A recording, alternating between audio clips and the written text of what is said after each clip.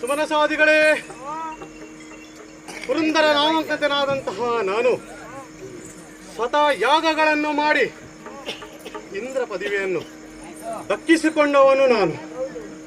ಅದಲ್ಲದೆ ದೇವಲೋಕದ ಒಡೆಯನಾಗಿ, ದೇವೇಶನಾಗಿ, ಇಂದ್ರನಾಗಿ ಮೆರೆದವನು ನಾನು.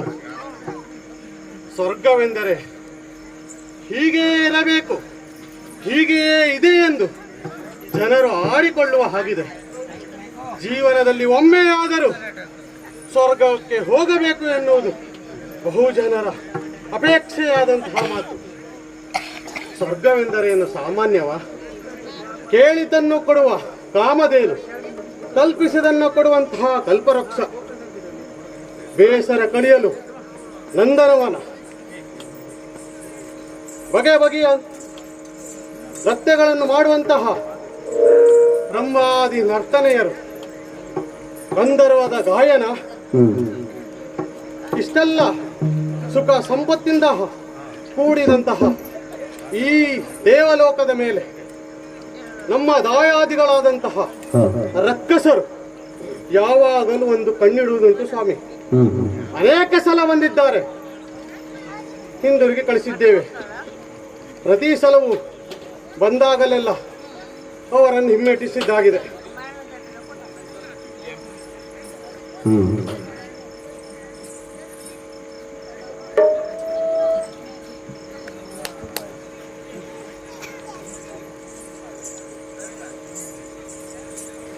ಒಮ್ಮೆ ಈ ದೇವಲೋಕದ ಮೇಲೆ ದಾನವರೇನಾದರೂ ದಾಳಿ ಮಾಡಿದರು ಅಂತಾದರೆ ಏನು ಮಾಡ್ತೀರಾ ನೀವು?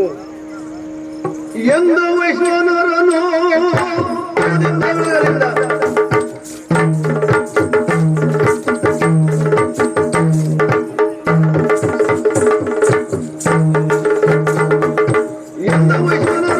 ಭೀತಿಯ ಬಿಡು ಇಂದ್ರನ ಧನುಜರನು, ಭೀತಿಯ ಬಿಡು ಇಂದ್ರನ ಧನುಜರನು.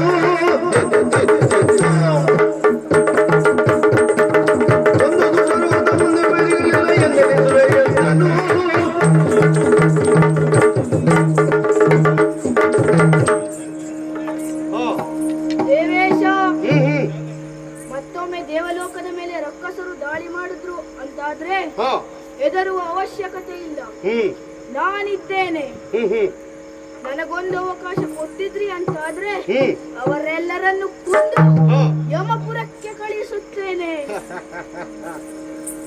ಬಲು ದೋಷವಾದೇನ ನಿಮ್ಮಯ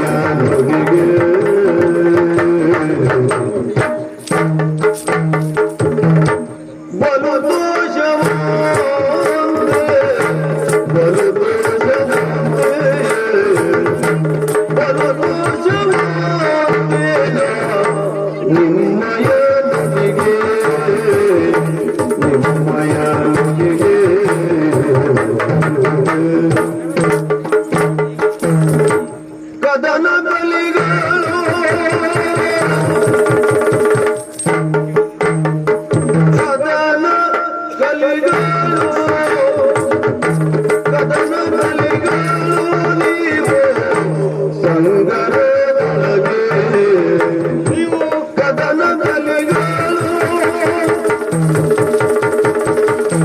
ಕದನ ಬಲಿಗಳು ನೀವು ಸಂಗರದೊಳಗೆ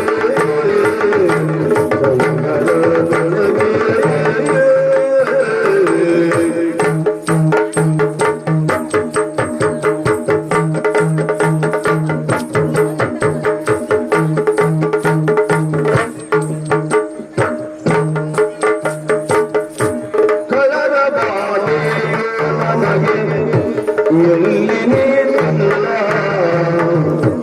ಕಳರ ಬಾದೆಯು ಕಳರ ಬಾದೆಯು ನಮಗೆ ಎಲ್ಲಿ ನೀರಿಲ್ಲ ಪದುಮಾನವನ ದಯದೆ ಬದುಕಿದೆ ಪದುಮನವನ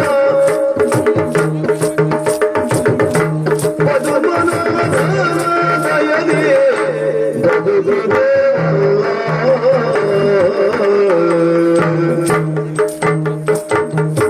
ಪದುಮನವನ ದಯದೆ ಬದುಕಿದೆ ಬದುಕಿದೆ ಬದುಕಿದೆ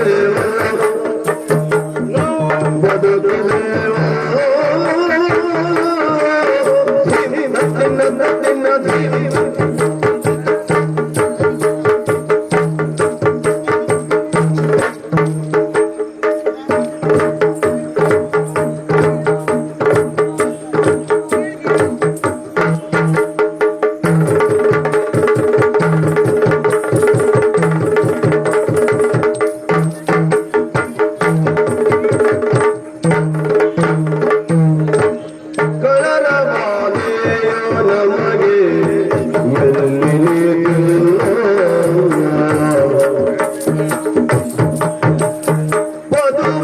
ಪದುಮಾನವನ ದಯದೆ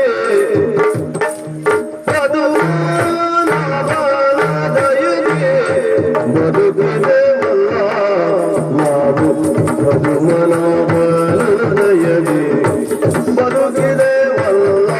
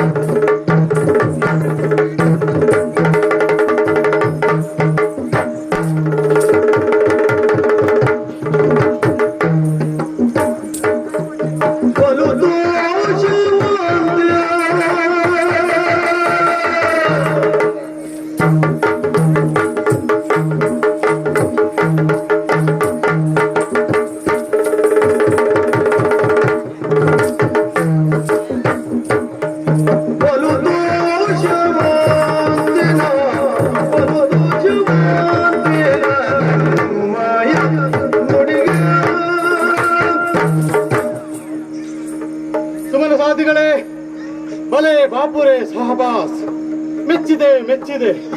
ನೀ ಮಾಡಿದ ಮಾತುಗಳನ್ನ ಕೇಳಿ ಬಲು ಸಂತೋಷಗೊಂಡೆ. ಬಂದಿರುವ ತುರುಳ ರಕ್ಕಸರು ಎಂಥವರೇ ಆಗಿರಲಿ, ಅವರನ್ನ ಅವಕಾಶ ಸಿಕ್ಕಿದಂತಾದರೆ ಹಿಂದಿರುಗಿ ಕಳಿಸುತ್ತೇವೆ, ರಣಮಾರಿ ಅವತಾರ ಕೊಡುತ್ತೇವೆ ಅಂತ ಹೇಳ್ತಾ ಇದ್ದೀರಾ. ಸಂತೋಷವಾಯಿತು. ನೋಡೋಣ, ಶ್ರೀಹರಿಯ ಅನುಗ್ರಹದಿಂದ ನೆಮ್ಮದಿಯಿಂದ ಇದ್ದೇವೆ. ಈಗ ರಕ್ಕಸರ ದಾರಿ ನಮಗೇನು ಹೊಸದಲ್ಲ, ಅನೇಕ ಸಲ ಬಂದಿದ್ದುಂಟು ಸ್ವಾಮಿ.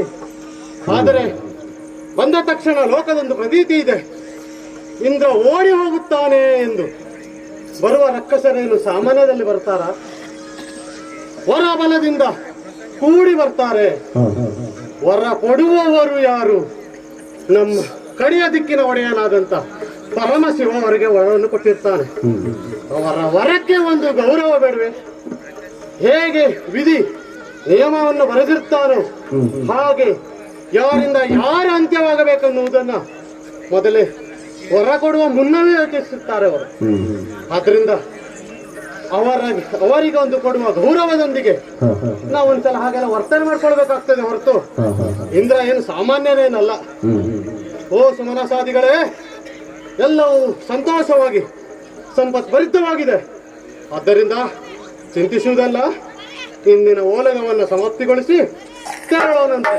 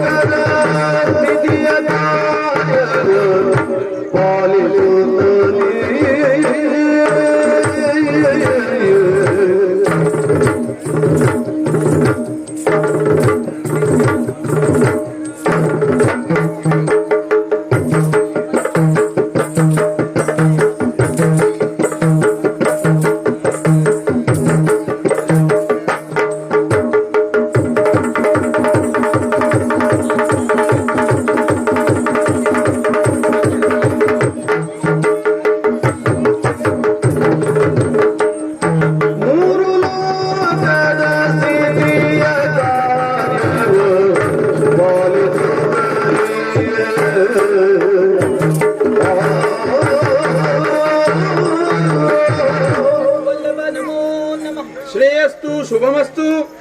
ಲಕ್ಷ್ಮೀದೇವಿ, ವಿಕುಂಠತೆಯೇ ಇಲ್ಲದಿರುವಂತ ಲೋಕವಿದು ವೈಕುಂಠ.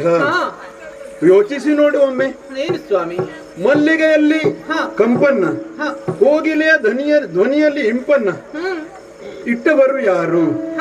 ಅಷ್ಟೇ ಅಲ್ಲದೆ ಅನೇಕ ಕಡೆ ಹುಟ್ಟಿ ಬೆಳೆದು ನದ ನದಿಗಳು ಸಮುದ್ರವನ್ನು ಸೇರಿದರೂ ಕೂಡ, ಪ್ರಪಂಚದಲ್ಲಿ ಮುಕ್ಕಾಲು ಪಾಲೆ ನೀರಿದ್ದರೂ ಕೂಡ ಭೂಮಿಯನ್ನು ಆಕ್ರಮಿಸಿ ಬರುವುದಿಲ್ಲ. ಇದಕ್ಕೆಲ್ಲ ಏನಂತ ಕರೆದರು ಪ್ರಾಜ್ಞರು?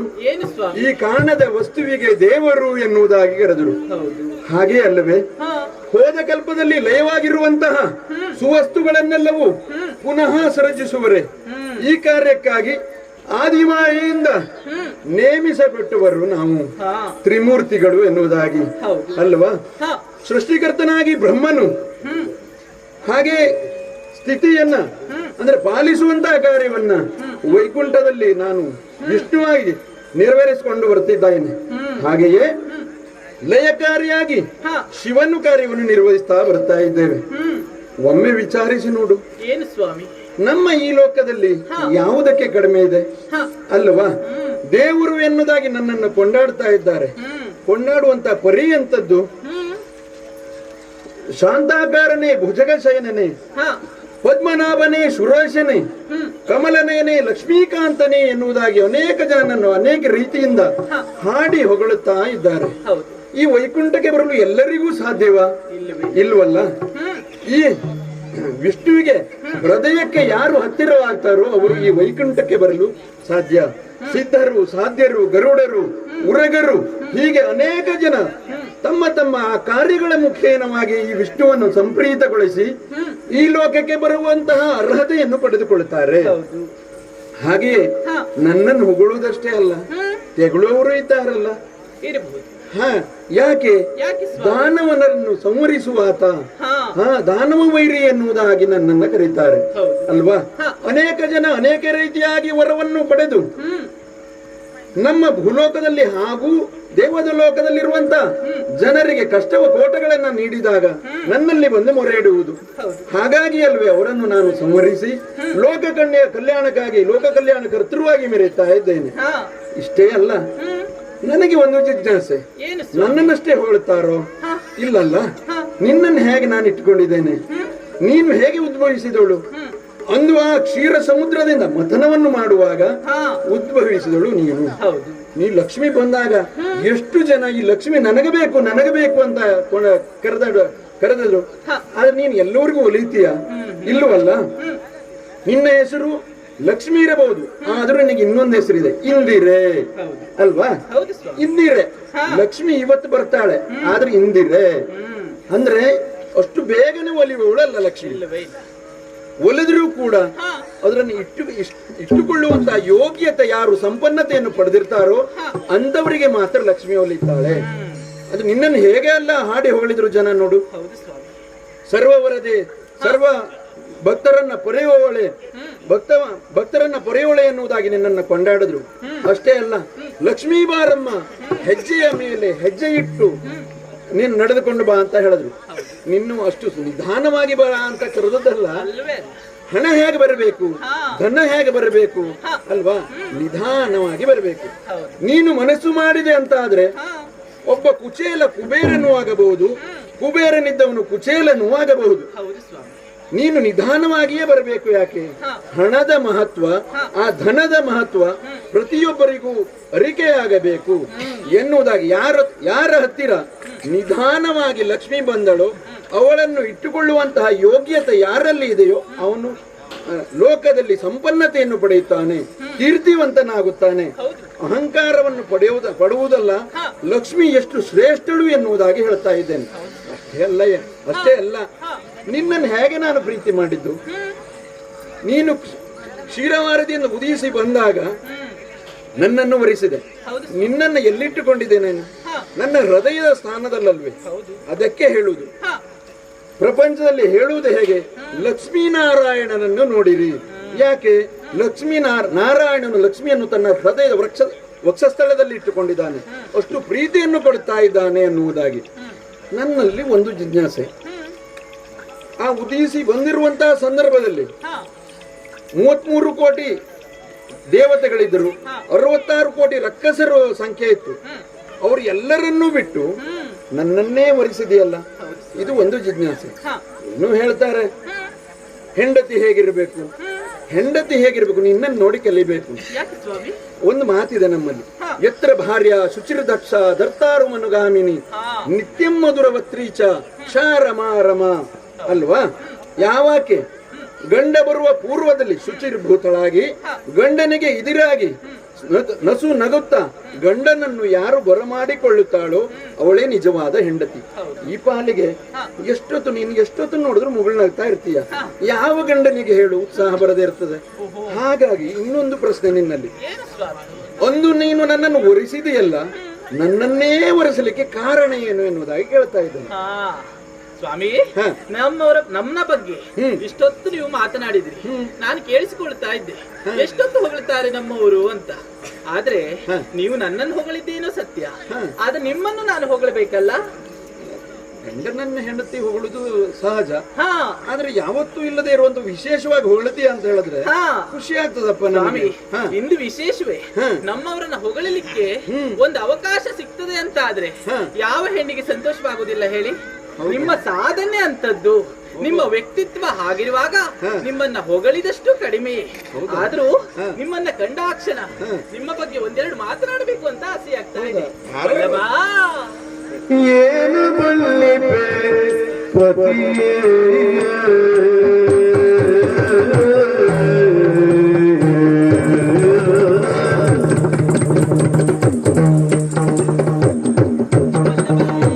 ಏನು ಬಲ್ಲಿಪೆ ಪತಿಯೇ ಏನು ಬಲ್ಲಿಪೆ ಪತಿಯೇ ತವ ಚರಿತ ಬಲ್ಲಿಪೆ ಪತಿಯೇ ತವ ಚರಿತ ತವ ಚರಿತ ಏನ ಬಲ್ಲಿಪೆ ಪತಿಯೇ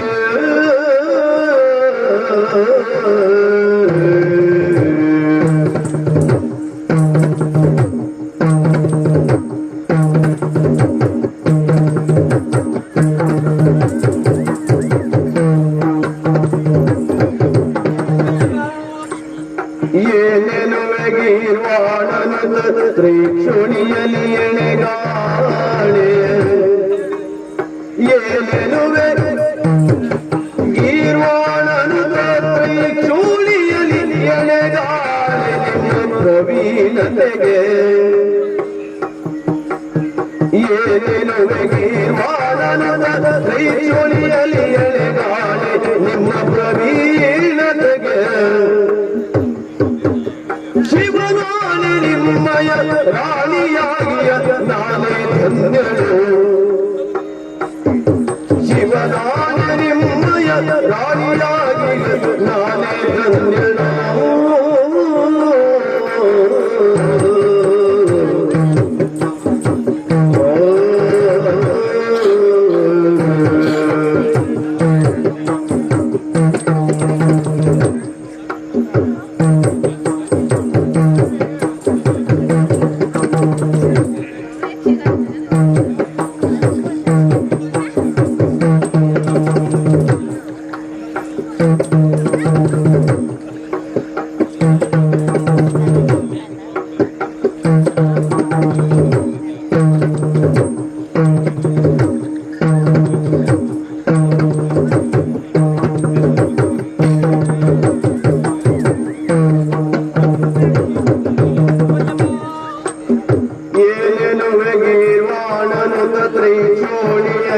ಎಣೆಗಾಳೆ ನಿಮ್ಮ ಪ್ರವೀಣತೆಗೆ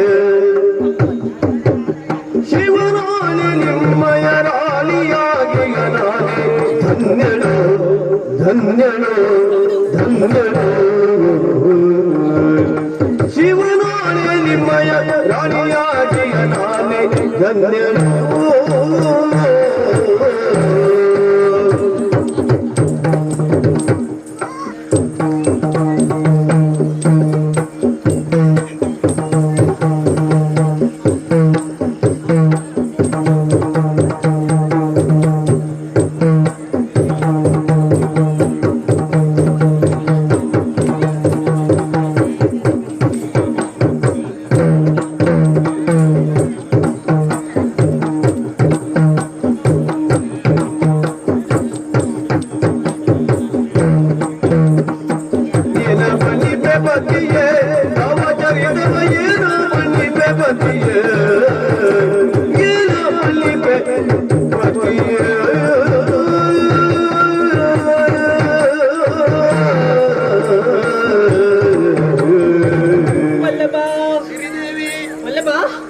ನಿಮ್ಮನ್ನ ಹೊಗಳಬೇಕು ಅಂತ ಆಸೆ ಆಗ್ತಾ ಇದೆ. ಹೌದಾ? ಆದ್ರೆ ಹೊಗಳಲಿಕ್ಕೆ ನನಗೊಂದು ನಾಲಿಗೆ ಸಾಕಾದೀತೆ.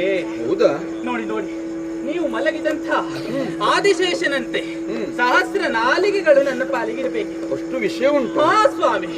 ಆದ್ರೆ ಒಂದು ವಿಚಾರ ಹೇಳ, ಹೇಳಿ. ಪ್ರತಿಯೊಂದು ಹೆಣ್ಣು ಮಕ್ಕಳು ಆಲೋಚಿಸುವುದುಂಟು, ದೇವರಂತ ಗುಣವುಳ್ಳಂತಹ ಗಂಡ ನನಗೆ ಸಿಗಬೇಕು ಅಂತ ಬಯಸ್ತಾರೆ. ಆದ್ರೆ ನನಗೆ ಹಾಗಲ್ಲ. ಮತ್ತೆ ದೇವರನ್ನೇ ಗಂಡನಾಗಿ ಪಡೆದವಳು ನಾನು. ದೇವರನ್ನೇ ಗಂಡನಾಗಿ ಪಡೆದವಳು. ಆ ಬಗ್ಗೆ ನನಗೆ ಸಂತೋಷ ಇದೆ ಸ್ವಾಮಿ. ಈ ದಿಶೆಯಲ್ಲಿ ಯೋಚಿಸಿದರೆ ನಾನೇ ಪುಣ್ಯವತಿ ಎಂದ್ರು ತಪ್ಪಲ್ಲ. ನೀವೇ ಹೇಳಿದ್ರಿ, ಭೂಲೋಕದ ಜನರಿರಲಿ ಯಾರೇ ಇರಲಿ ನನ್ನನ್ನ ಸ್ವಾಗತಿಸುವುದಕ್ಕಾಗಿ ನಿರೀಕ್ಷಿಸ್ತಾ ಇರ್ತಾರೆ. ಆದ್ರೆ ನಾನು ಅಲ್ಲಿ ಇಂದಿರೆ ಯಾವತ್ತೂ ಇರದವಳು, ಚಂಚಲ ಮನಸ್ಸಿನವಳು ಅಂಥ ಲಕ್ಷ್ಮೀ ದೇವಿಗೆ ನೀವು ವೃಕ್ಷಸ್ಥಳದಲ್ಲಿ ಸ್ಥಾನವನ್ನ ನೀಡಿ ಜೋಪಾನ ಮಾಡಿ ರಕ್ಷಿಸ್ತಾ ಇದ್ದೀರಿ ಅಂತಾದ್ರೆ ಆ ಪಾಲಿಗೆ ನನಗೆ ಹೆಮ್ಮೆಯೇ ಸ್ವಾಮಿ. ಅಂಥ ಪುಣ್ಯ ಯಾರಿಗಿದೆ ಹೇಳಿ? ನಾವೆಲ್ಲ ಹಾಗೆ ಹೆಂಡತಿಯನ್ನು ಹೃದಯದಲ್ಲೇ ಇಟ್ಕೊಳ್ಳುವ. ಅಂತ ಮಾತಿಗೆ ಕಡಿಮೆ ಇಲ್ಲ ನೀವು. ನಮ್ಮವ್ರು ಹಾಗೆ. ನೀವು ಆಡಿದ ಮಾತು ಸತ್ಯ ನೋಡಿ. ಕೆಲವರೆಲ್ಲ ಹೇಳ್ತಾರೆ ಹಾಗೆ, ಏನಂತ? ಹೆಂಡತಿಯನ್ನ ಹೃದಯದಲ್ಲಿ ಇಟ್ಕೊಂಡಿದ್ದಾನೆ, ಎಷ್ಟೊತ್ತು ಒಟ್ಟಿಗೆ ಇಟ್ಕೊಳ್ತಾನೆ ಅಂತ. ಹಾಗೆ ಏನ್ ನಮ್ಮಲ್ಲಿ ಪ್ರೀತಿ ಹಾಗಿದೆ, ಏನ್ ಮಾಡೋದು? ಯಾರೋ ಏನ್ ಹೇಳ್ತಾರೆ ಅಂತ ನೀವು ಭಾವಿಸುವುದು ಬೇಡ. ನಿಮ್ಮ ಹೃದಯ ಸ್ಥಾನದಲ್ಲಿ ನನಗೆ ಸ್ಥಾನವನ್ನ ನೀಡಿದ್ದೀರಿ ಅಂತ ಆದ್ರೆ ಆ ಬಗ್ಗೆ ನನಗೆ ಹೆಮ್ಮೆ ಇದೆ ಸ್ವಾಮಿ. ಇಷ್ಟು ಸಂತೋಷದ ಜೀವನವನ್ನ ಸಾಗಿಸಬೇಕು ಅಂತಾದ್ರೆ ಸತಿಪತಿಗಳಿರುವ ಮಧ್ಯ ಕಲಹ ಎನ್ನುವುದು ಬರಬಾರದು. ನಾನ್ ಹೆಚ್ಚು ಎಂಬಂತಹ ಗರ್ವ ಎನ್ನುವುದಿರಬಾರದು. ಇಬ್ಬರು ಸರ್ವತೋಮುಖಪದಿಯಲ್ಲಿ ಸಾಗಿದ್ರು ಅಂತಾದ್ರೆ ಅವರ ಜೀವನ ಎನ್ನುವುದು ಸುಸಂತ್ರವಾಗಿರುತ್ತದೆ. ಅಂತಹ ಜೀವನಕ್ಕೆ ಸಾಕ್ಷಿಯಾದವರು ನಾವು ಲಕ್ಷ್ಮೀನಾರಾಯಣರು ಅಲ್ಲವಾ? ಇನ್ನೊಂದು ವಿಚಾರ ಹೇಳ, ಏನು? ನಿಮ್ಮ ಬಗ್ಗೆ ಹೊಗಳುತ್ತಾರೇ ಇರಬೇಕು ಅಂತ ಆಸೆ ಆಗುವುದು ನನಗೆ. ಹಾಗಾಗಿ ಉಳುವುದು ಹೌದು. ಏನ್ ಹೇಳುದು ನೀವು? ಗಂಡು ಮಕ್ಕಳೇ ಹೀಗೆ, ಗಂಡು ಮಕ್ಕಳಲ್ಲ ಗಂಡಸರೇ ಹೀಗೆ ನೋಡಿ. ಏನಾಯ್ತು ಈಗ? ಒಂದು ಆತ ಮಾತಾಡ್ತಾಳೆ ಅಂತಾದ್ರೆ ಒಳ್ಳೆ ಇವ್ರದ್ದು ಹೊಗಳುವುದಲ್ಲ, ನೀ ಗಂಡನನ್ನು ಹೊಗಳುವುದು ಸರಿ. ಆದ್ರೆ ಹೊಗಳಲಿಕ್ಕೆ ಅಂತ ಕಾರ್ಯ ನಾನೇನ್ ಮಾಡಿದ್ದೇನೆ ಅಂತ ಬೇಕಲ್ವಾ? ಏನು ಅಂತ ಕಾರ್ಯ ನೀವು ಮಾಡಿದ್ದೀರಿ ಅಂತ ನೀವು ಕೇಳುವುದೇ ಬೇಡ. ಮತ್ತೆ ಏನ ಬಣ್ಣಿ ಫಲಿಪತಿಯೇ, ಅಷ್ಟು ಕಾರ್ಯ ಇದೆ ನಿಮ್ಮದ್ದು. ಹೌದಾ? ಏನ್ ಹೇಳಲಿ, ಎಲ್ಲಿಂದ ಪ್ರಾರಂಭಿಸಲಿ ಎಂಬುದೇ ನನಗೆ ಒಂದೆರಡು ಆದ್ರೂ ಹೇಳಿದ್ರು ಒಳ್ಳೆಯದು. ಏನ್ ನಾನೇ ಹೇಳ್ಬೇಕಾ? ನೀವು ಗೊತ್ತಿಲ್ಲ ಅಂತ ಆಯ್ತಾಗಿದ್ರೆ. ಅಲ್ಲ, ನೀವು ಯಾವತ್ತೂ ಕೂಡ ಹೆಂಡತಿನೇ ಹೊಗಳಬೇಕು ಗಂಡನನ್ನ. ಅದ್ರ ಸುಖನೇ ಬೇರೆ, ಆ ಪ್ರೀತಿಯ ಉತ್ಕರ್ಷವೇ ಬೇರೆ. ಬೇರೆಯವರು ಹೊಗಳಿದ್ರೆ ಅಷ್ಟು ಖುಷಿ ಆಗೋದಿಲ್ಲ. ನಮ್ಮಲ್ಲಿರುವಂತ, ನನ್ನ ಜೊತೆಲಿರುವಂತ, ನನ್ನ ಒಟ್ಟಿಗೆ ಇರುವಂತ ನನ್ನ ಹೆಂಡತಿ ನನ್ನ ಬಗ್ಗೆ ನಾಲ್ಕು ಮಾತಾಡಿದ್ರೆ ಯಾವ ಗಂಡಸಿ ಖುಷಿ ಆಗುವುದಿಲ್ಲ ಹೇಳು? ಸಂತೋಷ ಆಗ್ತದಲ್ವಾ? ನನ್ನ ಹೆಂಡತಿ ಬಾಯಿಂದಲೇ ಕೇಳೋಣ ಅಂತ ಸ್ವಾಮಿ. ಹೆಂಡತಿ ಬಾಯಲ್ಲಿ ಕೇಳಬೇಕಾದದ್ದೇನೋ ಸತ್ಯ. ಆದ್ರೆ ನಿಮ್ಮ ವ್ಯಕ್ತಿತ್ವದ ಸಾಧನೆಯನ್ನ ಹೇಳುವುದಕ್ಕೆ ನನಗೆ ಇನ್ನೂ ಸಂತೋಷ ನೋಡಿ. ಕೇಳುವುದಕ್ಕೆ ಎಷ್ಟು ಕುತೂಹಲ ಇದೆಯೋ ಸಾಧನೆ ಇದೆ. ನೀನು ಜಿಗಿದಾಡ್ತಾ ಕುಣಿದಾಡ್ತಾ ಇರುವುದನ್ನು ನೋಡಿದ್ರೆ ನನಗೆ ಅರ್ಥ ಆಗ್ತದೆ, ಏನೋ ವಿಶೇಷವಾಗಿ ಹೇಳ್ತಾ ಇದೀಯ ಅಂತ. ವಲ್ಲಭಾ, ಈ ಜೀವನ ಚಕ್ರದಲ್ಲಿ ನೀವು ಮಾಡಿದಂತಹ ಸಾಧನೆಯನ್ನ ನೆನೆಸಿಕೊಳ್ಳುವುದಕ್ಕೆ ಇದು ಸುಯೋಗ ನೋಡಿ. ಹೌದಾ? ವಲ್ಲಭಾ, ಕುಟ್ಮಲ ರಗನ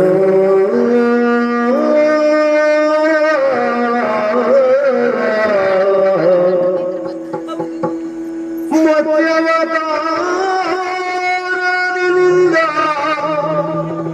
ತರಿದೆ ಸೋಮನ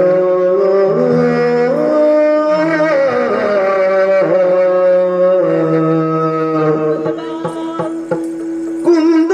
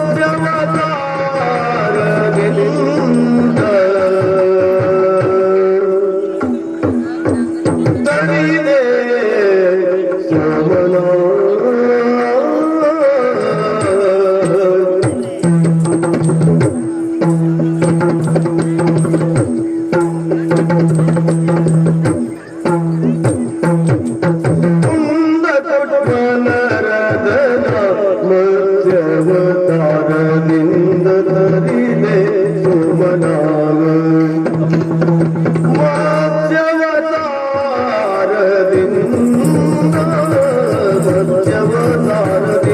ಮತ್ಸ್ಯವತಾರದಿಂದ ತರಿದೆ ಸೋಮನಾಗ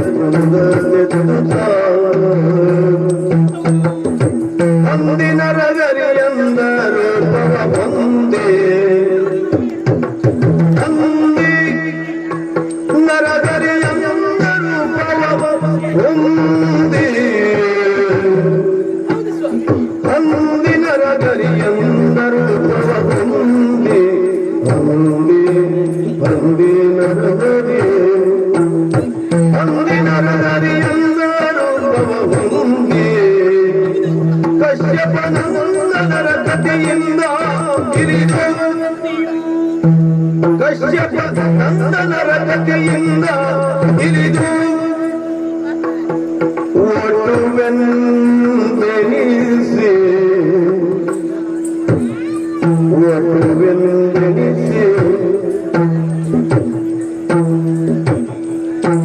ಒಟುವೆಂದೆನಿಸಿ ಮದದಿಂದ ಮೆರೆವ ಮದಾಂತ ಬಲಿಯವ ಸುಂದರಿಗೆ ಪದದಿಂದ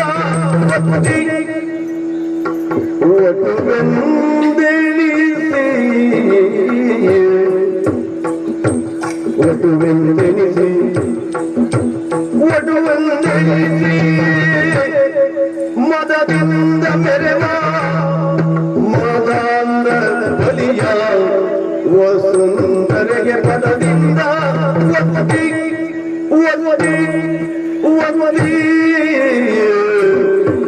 ಸುರೇಂದ್ರ ಸುಮನಸ ವೃಂದ ಸೇವಿತ ಎಂದೆನುತ ನಿನ್ನನ್ನು ಹೊಗಳಿದೆ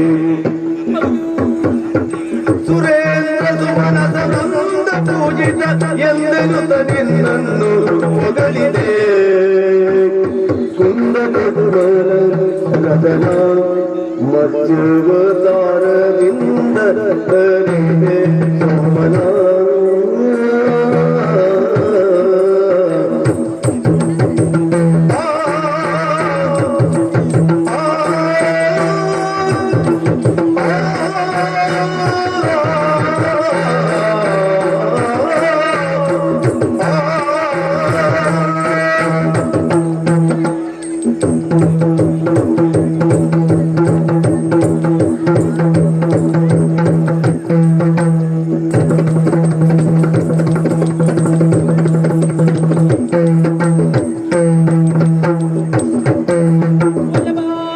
ಸುರೇಂದ್ರ ಸುಮನ ಸವಂದ ಸೇರಿದ ಎಂದೆನುತ ನಿನ್ನನ್ನು ಹೊಗಳಿದೆ ಏನ ಬಲ್ಲಿಗೆ ಪತಿಯೇ ತವ ಚರಿತವ ಏನ ಬಲ್ಲಿಗೆ ಪತಿಯೇ ತವ ಚರಿತವ ಏನ ಬಲ್ಲಿಗೆ ಪತಿಯ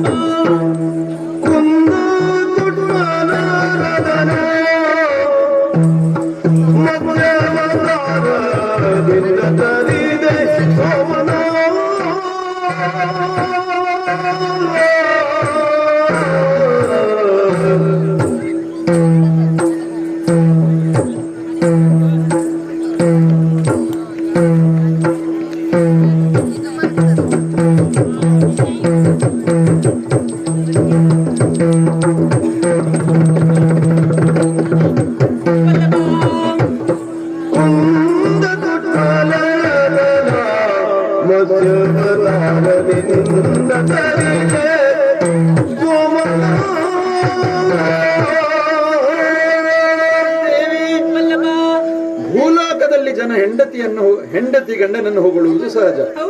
ದೇವಲೋಕದಲ್ಲಿ ದೇವಮಾನವರಾಗಿ ಇನ್ನೊಬ್ಬರಿಗೆ ಆದರ್ಶಪ್ರಾಯರಾಗಿ ನಮ್ಮ ನಡೆಯನ್ನೇ ಇನ್ನೊಬ್ಬರು ಅನುಸರಿಸಿರುವಂತಹ ಕಾಲದಲ್ಲಿ ಈ ನಿನ್ನ ಕಾಂತನನ್ನ ಹೊಗಳಬೇಕು ಎನ್ನುವಂತ ಆಸೆ ನಿನ್ನಲ್ಲಿ ಮೂಡಿತು ಅಲ್ವಾ? ಒಂದು ವಿಶೇಷ ಇವತ್ತು ನಿನ್ನನ್ನು ನೋಡಿದ್ರೆ ಒಂದು ವಿಶೇಷವಾಗಿ ಕಾಣ್ತಾ ಉಂಟು. ಏನೋ ವಿಶೇಷ ನಡಿಲಿಕ್ಕಿದೆ ಅಂತ ಕಾಣುತ್ತದೆ. ಹಾಗಾಗಿ ಇಷ್ಟೊಂದು ನಲಿತಾ ಕುಣಿತಾ ಇದೆಯಲ್ಲ, ಅಂತ ಘನ ಕಾರ್ಯವನ್ನ ನಾನು ಎಂತದನ್ನು ಮಾಡಿದೆನಂತ ಹೇಳ್ಬಹುದಾ? ಆ ಘನತೆಯ ಸಾಧನೆಯನ್ನ ಹೇಳಿಕೊಳ್ಳುವುದಕ್ಕೆ ಹೆಮ್ಮೆ ಆಗ್ತಾ ಇದೆ. ಹೌದಾ? ಒಂದು ವಿಚಾರ ಹೇಳ ಸ್ವಾಮಿ. ಬೆಳೆದು ನಿಂತು ಒಳ್ಳೆ ವ್ಯಕ್ತಿತ್ವ ಸಾಧನೆಯನ್ನ ಮಾಡಿದರು ಅಂತಾದ್ರೆ ಆ ಸಾಧನೆ ಎನ್ನುವುದು ಅವರಿಗೆ ನೆನಪಿರುವುದಿಲ್ಲ ಅಂತೆ. ಯಾಕೆ ಹೇಳಿ? ಅಂತ ಸಾಧನೆಯ ಮೆಟ್ಟಿಲೇರದವರವರಾಗಿರ್ತಾರೆ. ಒಮ್ಮೆ ಅಂತ ಸಾಧನೆ ನಿಮ್ಮ ಪಾಲಿಗೆ ನೆನಪಿಗೆ ಬರಲಿಲ್ಲ ಇರಬಹುದು. ನೆನಪಿಸುವುದಕ್ಕೆ ನಾವಿದ್ದೇವಲ್ಲ, ನಮ್ಮನ್ನೇ ನಾವು ಹೊಗಳಿಕೊಳ್ಳುವುದು ಅಷ್ಟು ಸಮಂಜಸ ಅಲ್ಲ. ಅಂತಹ ಸ್ವಭಾವದವರು ನಮ್ಮವರು. ನಮ್ಮ ಹೊಗಳಿಕೆಯನ್ನು ನಾವೇ ಹೊಗಳಿಕೊಳ್ಳುವುದಲ್ಲ, ನಮ್ಮ ಸಾಧನೆಯನ್ನ ಬೇರೆಯವರು ಹೊಗಳಿದ್ರು ಅಂತಾದ್ರೆ ಅದಕ್ಕೊಂದು ಅರ್ಥ ಎನ್ನುವುದು ಸಿಗ್ತದೆ, ಬೆಲೆ ಎನ್ನುವುದು ಬರ್ತದೆ. ಹೌದು. ಆ ಸಂತೋಷದ ವಿಚಾರ ಏನು ಬಲ್ಲಿರ ಸ್ವಾಮಿ? ಏನು? ನಿಮ್ಮ ಸಾಧನೆಯೇ ಅಂತದ್ದು. ಹೌದಾ? ಹಾಡಿ ಹೊಗಳುವಂತಹ ಸಾಧನೆ ಸ್ವಾಮಿ. ನಿಮ್ಮ ಅವತಾರ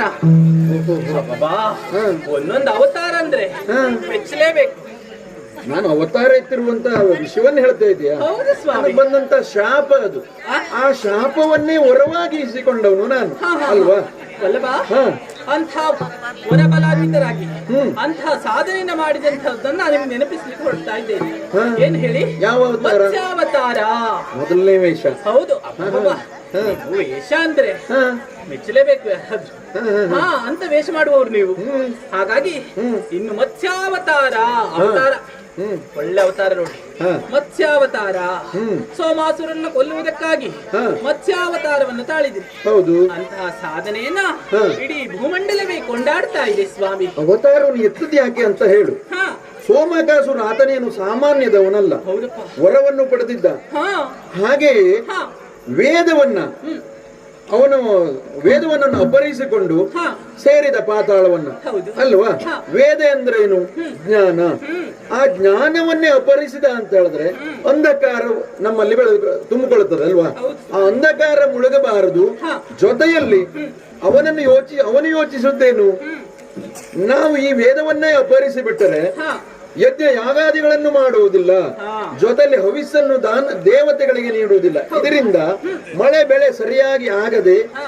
ಬರಗಾಲ ಬರಬೇಕು ಎನ್ನುವುದೇ ಅವನ ಯೋಚನೆಯಾಗಿತ್ತು. ಹಾ. ಹಾ. ಹಾಗಾಗಿ ವೇದವನ್ನು ಅಪಹರಿಸಿಕೊಂಡು ಪಾತಾಳವನ್ನು ಸೇರಿದ. ಹಾ. ಹಾಗಾಗಿ ಹಾ. ನಾನು ಆ ವೇಷವನ್ನು ಮಾಡ್ಬೇಕಾದ್ರೆ ಅಬ್ಬಾ, ನೀವು ಯಾರಾದ್ರೂ ಬಿಟ್ಟು ವೇಷ ಮಾಡ್ತಾರ ಅಂತ ನಾನು ನೋಡಿದ್ದು. ಇಲ್ಲಪ್ಪ, ಅದು ನೀವು ಯಾವ ವೇಷಕ್ಕೂ ಸರಿ ನೋಡಿ. ಹಾ, ಹಾಗಿರ್ಬೇಕು. ಆ? ಹಾಗಿರ್ಬೇಕು ಜೀವನದಲ್ಲಿ.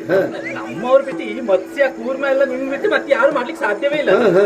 ಅಂತ ವೇಷಕ್ಕೂ ಸರಿ ನೀವು ಸ್ವಾಮಿ. ಅವನನ್ನು ಅಲ್ಲಿಗೆ ಮುಗಿಸಿದೆ. ಹೌದು. ಮತ್ತೆ? ಇನ್ನು ಕೂರ್ಮಾವತಾರ ಎರಡನೇ ವೇಷ. ಹಬ್ಬ. ಹಾ. ಎರಡನೇ ವೇಷವೂ ಹಾಗೆ ಬಿಡಿ. ಹಾ. ಸಮುದ್ರ ಮಥನ ಕಾಲದಲ್ಲಿ ಮಂದರಾಚಲ ಪರ್ವತವನ್ನು ಕಡಗೋಲಾಗಿಸಿ ವಾಸುಕಿಯನ್ನು ಹಗ್ಗವಾಗಿಸಿ ಕಡಗೋಲಾಗಿಸಿ ಸಂದರ್ಭದಲ್ಲಿ ಸೆಳೆಯುತ್ತಿರುವಂತಹ ಸಂದರ್ಭ ನೀವು ಏನ್ ಮಾಡಿದ್ರಿ? ಮಂದರಾಚಲ ಪರ್ವತ ಮುಳುಗುತ್ತಾ ಇತ್ತು. ಆ ಸಂದರ್ಭದಲ್ಲಿ ಪೂರ್ಣವಾಗಿ ತಮ್ಮ ಚಿಪ್ಪಿನಿಂದ ಅದನ್ನು ಎತ್ತಿ ಹಿಡಿದೆ. ಅಬ್ಬಾ, ಇದರಿಂದ ಸಾಧನೆ ಅಂದ್ರೆ ಯಾರು ಮೆಚ್ಚಲೇಬೇಕು ಸ್ವಾಮಿ. ಇನ್ನು ವರಾಹ ಅವತಾರ. ಹಂದಿ. ಏನು ಹೊಂದಿ? ಏನು ಹೇಳುವುದೇ ನೀನು? ನಿಮ್ ವೇಷ ಸ್ವಾಮಿ. ನನಗೆ ಮೊದ್ಲೇ ಹೇಳಿದ್ದು ಮತ್ತೆ ನನಗೆ ಹಂದಿ ಅಂತ ಹೇಳಿದೀವ ಅಂತ ತಿಳ್ಕೊಂಡು ಹೊಂದಿಗಿಂತೆಲ್ಲ ನೀವೇ ಅದು ವೇಷ ಮಾಡುದು. ಹಂದಿ ವೇಷ. ಶ್ವೇತವರಾಹ ಯಾವ್ದೋ ವೇಷ ಮಾಡ್ತಾರೆ, ಆ ವೇಷದೆಲ್ಲ ಕಾಣಿಸ್ಕೊಳ್ತಾರೆ ಬಿಡಿ, ಅದು ಬೇರೆ ಪ್ರಶ್ನೆ. ಆದ್ರೆ ಇಂತ ಹೊಂದಿ ಈ ವೇಷದಲ್ಲಿ ಯಾರಾದ್ರೂ ಕಾಣಿಸ್ಕೊಳ್ತರು ಅಂತ ಆದ್ರೆ ನಮ್ಮ ಯಜಮಾನ್ರು. ಲೋಕ ಕೊಳಿತಾಗಿದೆಯಲ್ಲ ಅದ್ರಿಂದ. ಸ್ವಲ್ಪ ಸ್ವಾಮಿ ದೊಡ್ಡ ಭಾಷೆ ಬಳಸುವ. ಹಂದಿ ಬೇಡ, ಶ್ವೇತವರಾಹ. ಶ್ವೇತವರಾಹ, ಬಿಳಿ ಹಂದಿ. ಬಿಳಿ ಹಂದಿ ಅಲ್ವಾ ಸ್ವಾಮಿ? ಆ ವೇಷವು ಹಾಗೆ ಬಿಡಿ. ಎಂತಹ ಸಾಧನೆ ಮಾಡಿದ್ರಿ ನೀವು. ಮತ್ತೆ ಸಿರಿದೇವಿಯನ್ನ ಏನ್ ಮಾಡ್ದ ಆತ? ಆ ಹಿರಣ್ಯಾಕ್ಷ, ಅವನ ಕಣ್ಣು ಮಾತ್ರ ಹಿರಣ್ಯವಾಗಿತ್ತು, ಅವನ ದೇಹವೆಲ್ಲ ರಕ್ಕಸನಾಗೆ ಇದ್ದ. ಅಂತವನು ಭೂದೇವಿಯನ ಚಾಪಯ್ಯಾಪಾದಿಯಲ್ಲಿ ಸುತ್ತಿಕೊಂಡು ರಸಾತಳವನ್ನು ಸೇರಿದ. ಹೌದು. ಭೂದೇವಿ ನನಗೂ ಒಂದು ಹೆಂಡತಿ ಅಲ್ವೇನು? ಈ ರಕ್ಷಣೆಗೆ ನಿಮ್ ಬಿಟ್ರೆ ಮತ್ತೆ ಯಾರಿಂದ? ನಮ್ಮ ಹೆಂಡತಿಯನ್ನು ನಾವು ರಕ್ಷಣೆ ಮಾಡ್ಕೊಳ್ಳೇಬೇಕು. ಆ ಚಾಪೆಯೋಪಾದಿಯಲ್ಲಿ ಸುತ್ತಿಕೊಂಡು ಹೋಗಿ ರಸಾತಳವನ್ನು ಸೇರಿದಂತ ಆ ಹಿರಣ್ಯಾಕ್ಷನನ್ನ ಶ್ವೇತವರಾಹ ರೂಪದಿಂದ ಅಲ್ಲಿಗೆ ತೆರಳಿ ಅವನನ್ನು ಸಂಹರಿಸಿದನು. ಪುನಃ ಭೂಮಿಯನ್ನು ತಂದಿಟ್ಟಿದ್ದೇನೆ. ಇನ್ನು ಮತ್ತೊಂದಿದೆ ಸ್ವಾಮಿ. ಏನು? ಈ ಅವತಾರವೂ ಹಾಗೆ. ಈ ವೇಷವನ್ನು ಎಲ್ಲರ ಹತ್ರ ಮಾಡ್ಲಿಕ್ಕೆ ಸಾಧ್ಯವೇ ಇಲ್ಲ. ಮತ್ತೆ ನರಸಿಂಹ ಅವತಾರ. ನರಸಿಂಹ ಅವತಾರ ಅಂದ್ರೆ ಹಾಗೆ. ಅಂತ ವೇಷ ನೋಡಿ, ಆ ವೇಷ ನೋಡ್ಲಿಕ್ಕೆ ಎಷ್ಟು ಜನ ಇದ್ರೋ ಗೊತ್ತಿಲ್ಲ, ಅಂತ ವೇಷ ಆಗಿತ್ತು ಅದು. ಹೌದಾ? ಆ ಸಾಧನೆ ಸ್ವಾಮಿ. ಅವನ ಸಹೋದರನಾಗಿರುವಂತ ಹಿರಣ್ಯಕಶಿಪು. ಹೌದು. ಅವನು ಕೊಡದಂತ ವರ ಎಂತದ್ದು? ಮೇಲೂ ಅಲ್ಲ, ಕೆಳಗೂ ಅಲ್ಲ, ಒಳಗೂ ಅಲ್ಲ, ಹೊರಗೂ ಅಲ್ಲ, ರಾತ್ರಿಯೂ ಅಲ್ಲ, ಹಗಲೂ ಅಲ್ಲ. ಇಂಥ ವರವನ್ನು ಪಡೆದು ಮನುಷ್ಯನೂ ಅಲ್ಲ, ಪ್ರಾಣಿಯೂ ಅಲ್ಲ, ಆಯುಧದೊಂದೆಲ್ಲೂ ಅಲ್ಲ, ನಿರಾಯುಧದಿಂದ ಅವನನ್ನು ಸಂಹರಿಸಬೇಕು. ಇಂಥ ವರ ಪಡೆದಿದ್ದ ಆತ. ಅವನ ವರಕ್ಕೆ ಚ್ಯುತಿ ಬರದಂತೆ ನರಸಿಂಹನಾಗಿ, ಮುಖ ಮಾತ್ರ ಸಿಂಹತರ, ದೇಹ ಎಲ್ಲ ಮಾನವ ರೂಪದಿಂದ ಅವನ ವರಕ್ಕೆ ಚ್ಯುತಿ ಬಾರದಂತೆ ಅವನನ್ನು ಹೋಗಿ ಸಂಹರಿಸಿದ್ದಾಯಿತು. ಉರವನ್ನು ಬಗೆದು ಅವನನ್ನು ಸಂಹರಿಸಿ ಪ್ರಹ್ಲಾದನನ್ನ ರಕ್ಷಣೆ ಮಾಡಿ ಅವನಿಗೆ ಅಭಯವನ್ನು ನೀಡಾಯಿತು. ಇನ್ನು ಸ್ವಾಮಿ ಇದೆಲ್ಲ ಅವತಾರ ಹೋಗ್ಲಿ, ಇನ್ನೊಂದು ವಿಶೇಷವಿದೆ. ಏನು? ವಾಮನ ಅವತಾರ. ಎಷ್ಟು ಚಂದ ರೂಪ ಮಾತ್ರ ಈಗ ನೋಡ್ಲಿಕ್ಕೆ ಸಾಧ್ಯ ಇಲ್ಲ. ಹಾಗಲ್ಲ, ಅಂತ ರೂಪ ಅದಾಗಿತ್ತು, ನೋಡ್ಲಿಕ್ಕೆ ಸಾಧ್ಯ ಇಲ್ಲ ಅಂತ ಹೇಳುವ ಅಲ್ಲ. ಎಂತ ಹೇಳು ಸ್ವಾಮಿ ನೀನು? ನಾ ಮೊದ್ಲೇ ಹಾಗೆ ಹೇಳಿದೆ, ನಮ್ಮವರು ಯಾವುದೇ ರೂಪ ಮಾಡಿದ್ರು ಯಾರು ಬಿಟ್ಟ ರೂಪಕ್ಕಾದ್ರೂ ಸರಿ ಎನಿಸಿಕೊಂಡವರು ಅಂತ. ಹಾಗಿರುವಾಗ ಇನ್ ವಾಮನ ರೂಪದಲ್ಲಿ ನೀವು ಒಟ್ಟು ವಾಮನನಾಗಿ ಕಲಿಕಟ್ಟಿ ರಾಜ್ಯವನ್ನ ಆಳದಂತಹ ಬಲಿಚಕ್ರವರ್ತಿ ಹಾ ಗರ್ಭದಿಂದ ಮೆರಿತಾ ಇದ್ದಂತಹ ಬಲಿಚಕ್ರವರ್ತಿಯನ್ನ ಹಾ. ತಮ್ಮ ಪಾದದಿಂದ ನೆಲಕ್ಕುಳಿಸಿ ಬಿಟ್ಟು ಮಾಡುತ್ತಿರುವಂತ ಯಾಗವೇ ಅಂತ ವಿಶ್ವಜಿತ್ ಯಾಗವನ್ನ ಮಾಡ್ತಾ ಇದ್ದ ಅವನು. ಹೌದು ಸ್ವಾಮಿ. ಕಲಿಕಟ್ಟ ರಾಜ್ಯವಾಳದವನು ಅಹಂಕಾರದಿಂದ ಮೆರಿತಾ ಇರುವಂತವನನ್ನ ಅವನನ್ನ ಕಥೆಯನ್ನ ಮುಗಿಸಬೇಕೆನ್ನುವುದಾಗಿ ಒಟುವಿನೋಪಾದಿಯಲ್ಲಿ ನಾನು ತೆರಳಿದೆ. ವರವನ್ನು ಅವನಲ್ಲಿ ಏನು ಬೇಕು ಅಂತ ಕೇಳಿದಾಗ 3 ಮೆಟ್ಟು ಜಾಗ ನಾನು ಕೇಳುದು ಅಲ್ವಾ. ಒಂದನ್ನ ಭೂಮಿಯಾಗಿ, ಒಂದು ಮೆಟ್ಟಿನಲ್ಲಿ ಭೂಮಿಯನ್ನ, ಇನ್ನೊಂದು ವ್ಯೋಮವನ ಆಕಾಶವನ್ನ ಅಳೆದಾಗ ಇನ್ನೊಂದು ಪಾದವನ್ನು ಎಲ್ಲಿಡಲಿ ಅಂತ ಕೇಳಿದಾಗ ತನ್ನ ತಲೆಯನ್ನು ತೋರಿಸಿದ. ಅವನನ್ನು ಹಾಗೆ ಪಾತಾಳಕ್ಕೆ ತಳ್ಳಿ ಆಯಿತು. ಇಷ್ಟು ಸ್ವಾಮಿ, ಇಷ್ಟು ಅವತಾರದ ಜೊತೆಗೆ ದುಷ್ಟ ಶಿಕ್ಷಕ ಶಿಷ್ಟ ರಕ್ಷಕನಾಗಿ ಲೋಕದ ಜನರನ್ನೆಲ್ಲ ಕಾಪಾಡುತ್ತಿರುವವರು ನಮ್ಮವರು. ಅಂತಹ ಸಾಧನೆಯನ್ನ ಹೊಗಳ್ತಾ ಇರುವುದಕ್ಕೆ ನನಗೆ ಹೆಮ್ಮೆ ಆಗ್ತಾ ಇದೆ ಸ್ವಾಮಿ. ಲೋಕನಾಯಕ ಎನ್ನಿಸಿಕೊಂಡ ಇಂಥವರ ಕೈ ಹಿಡಿದ ನಾನೇ ಭಾಗ್ಯವತಿ ಸ್ವಾಮಿ. ನೀ ನನ್ನನ್ನು ಇಷ್ಟೆಲ್ಲ ಹೊಗಳುವುದಾ? ಹೊಗಳುತ್ತಿರುವಂತ ಸಂದರ್ಭದಲ್ಲಿ ನೋಡಿದ್ಯಾ ಕೈಲಿರುವಂತ ಈ ಸುದರ್ಶನ ಯಾಕೋ ಜಾರ್ತಾ ಇದ್ದಾನಲ್ಲ.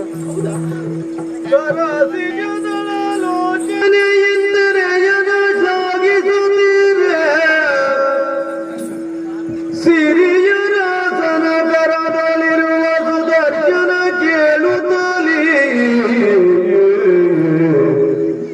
ಕಿರುನಗೆಯ ಬೀರುತ್ತ ತಿಳಿದು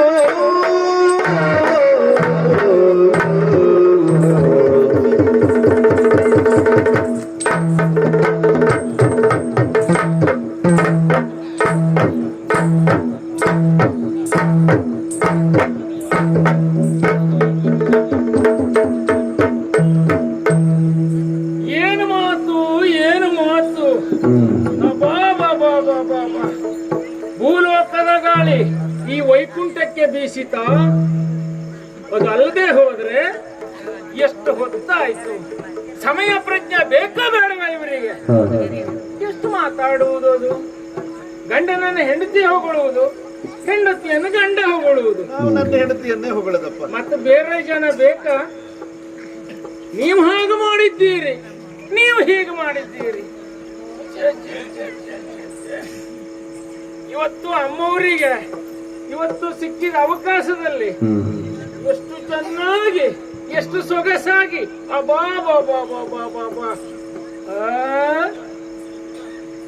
ಯಜಮಾನರು ಮಾತ್ರ ಕುಳಿತಲ್ಲೇ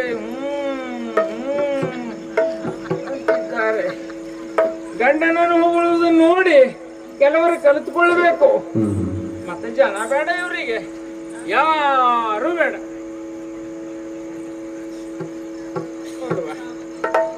ಮಾತಾಡಿಸುವ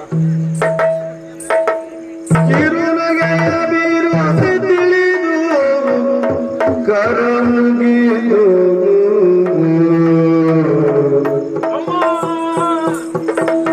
ಲಾಲಿ ಬುದಲೆ ತಾಯಿ ಎನ್ನರಿಗೆಯ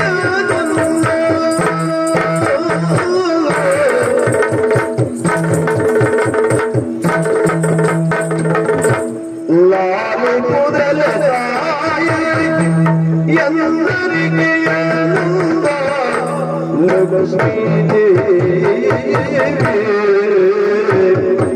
ಲಾಲಿ ಬುದಲೆ ತಾಯೇ ಎನ್ನರಿಗೆಯ ಎನ್ನರಿಗೆಯ ಎನ್ನರಿಗೆಯ ಲಕ್ಷ್ಮೀ ದೇವಿ ಲಾಲಿ ಬುದಲೆ ತಾಯೇ ಎನ್ನರಿಗೆಯ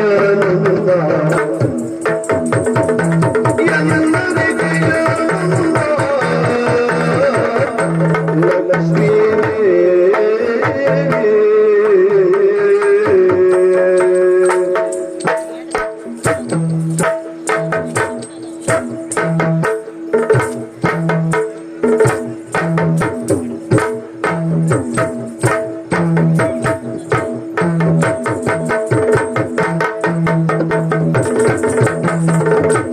ನಿಮ್ಮ ಲೋಲನ ಹೊಗಳುತ್ತಲಿರುವುದು ಸಹಜವು. ನಿಮ್ಮ ಲೋಲನ ಹೊಗಳುತ್ತ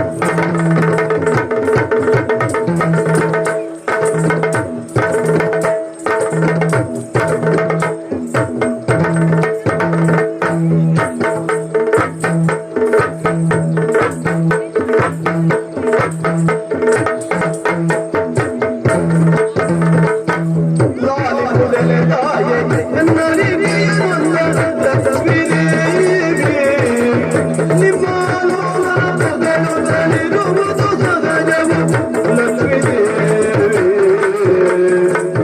ಲಕ್ಷ್ಮೀ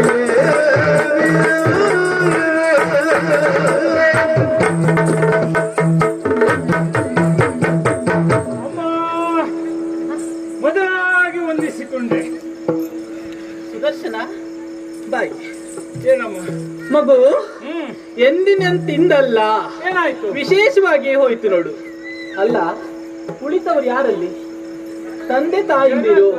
ಹೌದು, ನನಗಷ್ಟು ನೆನಪಿಲ್ವಾ? ಹಾಗಿರುವಂತ ಸಂದರ್ಭ ನೀ ನಮಸ್ಕರಿಸಿದ್ಯಾರಿಗೆ? ನಾನೊಬ್ಳೆ ಕುಳಿತಿದ್ದಲ್ಲಿ. ಈಗ ವಿಷಯ ಕೇಳು. ಹಾ ನೀವು ಮಾತಾಡಿದ್ದನ್ನು ಕೇಳಿ ಹಾ ಸಹಿಸಿಕೊಳ್ಳಲಾಗದೆ ಕೆಳಗಿಳಿದು ಬಂದವ ನಾನು. ಓಹೋ ಜಾರಿ ಬಿದ್ದದಲ್ಲ. ಹಾ ಅಮ್ಮನಿಗೆ ನಮಸ್ಕಾರ. ಏನಾಯ್ತು ಈಗ? ಅದೇ ಅಮ್ಮ ಹೋಗುವ. ಅದು ಸರಿ. ಆದ್ರೆ ಅದೇ ಸರಿ. ತಂದೆ ತಾಯಿ ಇರುವಾಗ ಹಾ. ತಂದೆಗೆ ನಮಸ್ಕರಿಸಿದ್ದೆ, ತಾಯಿಗೆ ನಮಸ್ಕರಿಸಿದ್ದು ಯಾಕೆ ಅಂತ. ಯಾಕೆ ತಪ್ಪು ಕೇಳ್ತೇನೆ? ಹೌದು. ಯಾಕೆ ತಪ್ಪಾಗ್ತದೆ ಅದು? ಈಗ ಹಾ. ಉಳಿತವರಿಬ್ಬರು ತಂದೆ ತಾಯಿಗಳು. ಹೌದಾ? ಹಿರಿಯವರು ಯಾರು? ತಂದೆ ಅಲ್ವಾ? ಅವರಿಗೆ ಅಂತ ವಿಶೇಷ ಸ್ಥಾನ ಎನ್ನುವುದಿರ್ತದೆ. ಹಾಗಿರುವಂತ ಸಂದರ್ಭ ಮಕ್ಕಳಾದವರು ಬಂದು ತಾಯಿಗೆ ನಮಸ್ಕರಿಸುವುದಲ್ಲ, ತಂದೆ ಕಡೆ ಸ್ವಲ್ಪ ನೋಡ್ಬೇಕಾ? ಮಕ್ಕಳಿಗೆ ತಾಯಿಯೇ ಹಾ. ಶ್ರೇಷ್ಠ. ಓಹೋ. ಅದರಲ್ಲೂ ಹಾ. ಗಂಡನನ್ನು ಹೊಗಳುವುದು. ಹಾ. ನಿಮ್ಮ ಗಂಡನನ್ನು ನೀವೇ ಹೊಗಳುವುದು. ಹಾ, ಹಾ. ಊರ್ನವರು ಹೊಗಳುವುದಲ್ಲ ಅದು, ಓಹೋ. ನೀವೇ ಹೊಗಳುವುದು. ಹಾ. ಆ ಕಾಲದಲ್ಲಿ ನೀವು ಹಾಗೆ ಮಾಡಿದ್ದೀರಿ, ನೀವು ಹೀಗೆ ಮಾಡಿದ್ದೀರಿ. ಹಾ. ಯಾರ್ಯಾರೋ ಶ್ರಮ ಪಡುವವರು ಯಾರ್ಯಾರು, ಹಾ. ಆದ್ರೆ ಹೆಸರು ಮಾತ್ರ ನಿಮ್ಮ ಗಂಡಂದ. ಓಹೋ, ಅದನ್ನೆಲ್ಲ ಕೇಳಿದವನ ನೀನು? ಕೇಳಿಯೇ ಬಂದವ ನಾನು. ಮಗು, ಗಂಡ ಹೆಂಡತಿ ಮಾತನಾಡುವಾಗಿರಲಿ ಅಥವಾ ತಂದೆ ತಾಯಿ ಮಾತನಾಡುವಂತ ಸಂದರ್ಭದಲ್ಲಿ ಮಕ್ಕಳ ಕದ್ದು ಕೇಳಬಾರ್ದ? ಕೇಳಬಾರದು ಅಂತಲ್ಲ, ಹಾ. ಕೇಳುವಂತಹ ನುಡಿಯನ್ನೇ ಆಡಿದ್ದಾದರೆ ಸರಿ. ಹಾ. ಮಕ್ಕಳ ಮುಂದೆಲ್ಲ ಇಂತ ಮಾತಾಡುದು ಎಷ್ಟರ ಮಟ್ಟಿಗೆ ಸರಿ ಅಮ್ಮ? ಅಬ್ಬಬ್ಬಾ. ಎಂತ ಹೊಗಳದ್ದು ಅಂತ ಇಲ್ಲಿ ಬೇರೆ ಹೆಂಡತಿ ಇಲ್ಲ, ಮತ್ತೆ ಹೊಗಳೋದು ಎಲ್ಲಿಂದ? ಬಾರ, ಏನ್ ಹೇಳಿದ ನೀನು? ಗಂಡ ಹೆಂಡತಿ ಹೊಗಳುತ್ತಾ ಮಾತನಾಡ್ತಿದ್ದೀರಿ ಅಂತ. ಎಷ್ಟು ಹೊಗಳುದು? ಎಷ್ಟು ಎಷ್ಟು ಎಷ್ಟು ಹೆಚ್ಚಾಗಿ ಹೋಯ್ತಾ ಹೊಗಳದ್ದು? ಹೆಚ್ಚಾಯ್ತು. ಅಬ್ಬಬ್ಬಾ. ಯಾಕಂದ್ರೆ ಹಾ. ನಿಮ್ಮ ಗಂಡನ ಸಾಧನೆ ಹಾ. ಎಲ್ಲೆಲ್ಲಿ ಅಂತ ನನಗ್ ಗೊತ್ತಿಲ್ವಾ? ಆ? ನನಗ್ ಗೊತ್ತಿಲ್ವಾ? ನಿಮಗ್ ಗೊತ್ತಿದ್ಯಾ? ಗೊತ್ತಿದ್ದ ಮೇಲೆ ನಮ್ಮವ್ರ ಸಾಧನೆಯನ್ನ ಕೇಳಿ ನೀನು ಸಂತೋಷ ಪಡ್ಬೇಕು. ಯಾಕೆ? ಅದು- ಆ? ನಿಮ್ಮ ಗಂಡ ಹಾ. ಒಬ್ಬನೇ ಹೋಗಿ ಹ್ಮ್. ಏನಾದ್ರೂ ಒಂದು ಸಾಧಿಸುತ್ತಿದ್ರೆ ಹ್ಮ್. ಸಂತೋಷ ಪಟ್ಕೊಳ್ಳುವಂತಹ ಒಂದು ಹಾ. ಸಂದರ್ಭ ಬರ್ತೈತ್. ಹಾ. ಅದು ಹಾಗಲ್ಲ. ಹಾ. ಶ್ರಮ ಯಾರದ್ದು, ಹಾ. ಕೆಲಸ ಯಾರದ್ದು? ಹಾ. ಯಜಮಾನಿಕೆ ಮಾತ್ರ ನಿಮ್ ಯಜಮಾನರದ. ಅಬ್ಬಾ. ಹೆಸರು ನಿಮ್ಮದ? ಹಾಗೆ ಹೇಳುವುದ ನೀನು? ಮತ್ತೆ ಹಾಗೆ ಹೇಳುವುದು. ಹಾಗಲ್ವಾ? ನಮ್ಮವರ ಸಾಧನೆ ಅಂತದ್ದು ಏನ್ ಮಾಡಿದ್ದಾರೆ ಗೊತ್ತಾ? ಏನು ಮಾಡಿ? ಘೋರ ದಾನವರನ್ನೆಲ್ಲ ಕೊಂದಿದ್ದಾರೆ ಅವರು. ಹಾ. ಅಂತಹ ಸಾಧನೆ ಅವರದ್ದು. ಹಾ. ಹೌದು, ಆ ಗೋರದಾನವರನ್ನು ಕೊಂದು ಕಳೆದಿದ್ದಾರೆ. ಮುಂದೆ ಅಂತಹ ಸಾಧನೆ ಮಾಡಿದ್ದಾರೆ ಅಂತ. ಹಾ. ಹೌದು, ಅವ್ರು ಮಾಡಿದ್ದದು. ಆ ಸಾಧನೆ. ಗೋರದಾನವರನ್ನು ಕೊಲ್ಲುವಾಗ ನಾನೆಲ್ಲಿದ್ದೆ ಕೇಳುವುದು.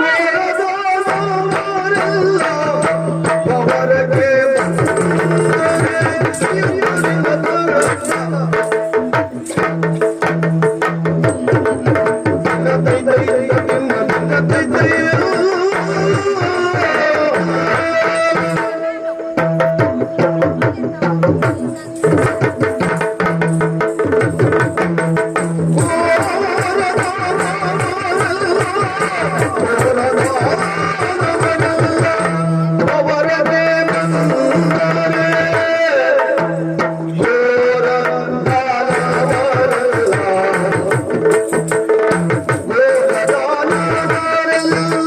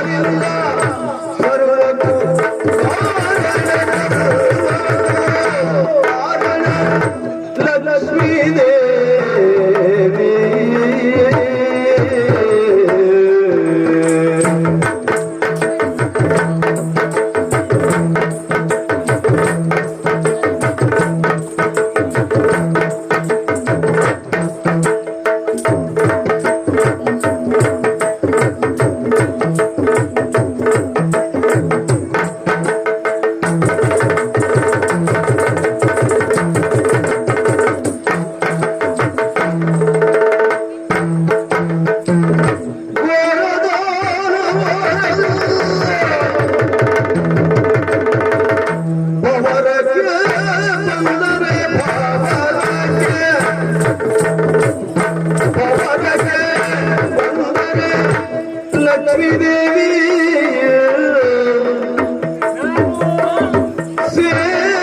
ಸೇರಿಕೊಂಡುದರಿಂದ ನಾನು ಸೇರಿಕೊಳ್ಳುವುದರಿಂದ ಸರ್ವಕಾರಣ ಲಕ್ಷ್ಮೀ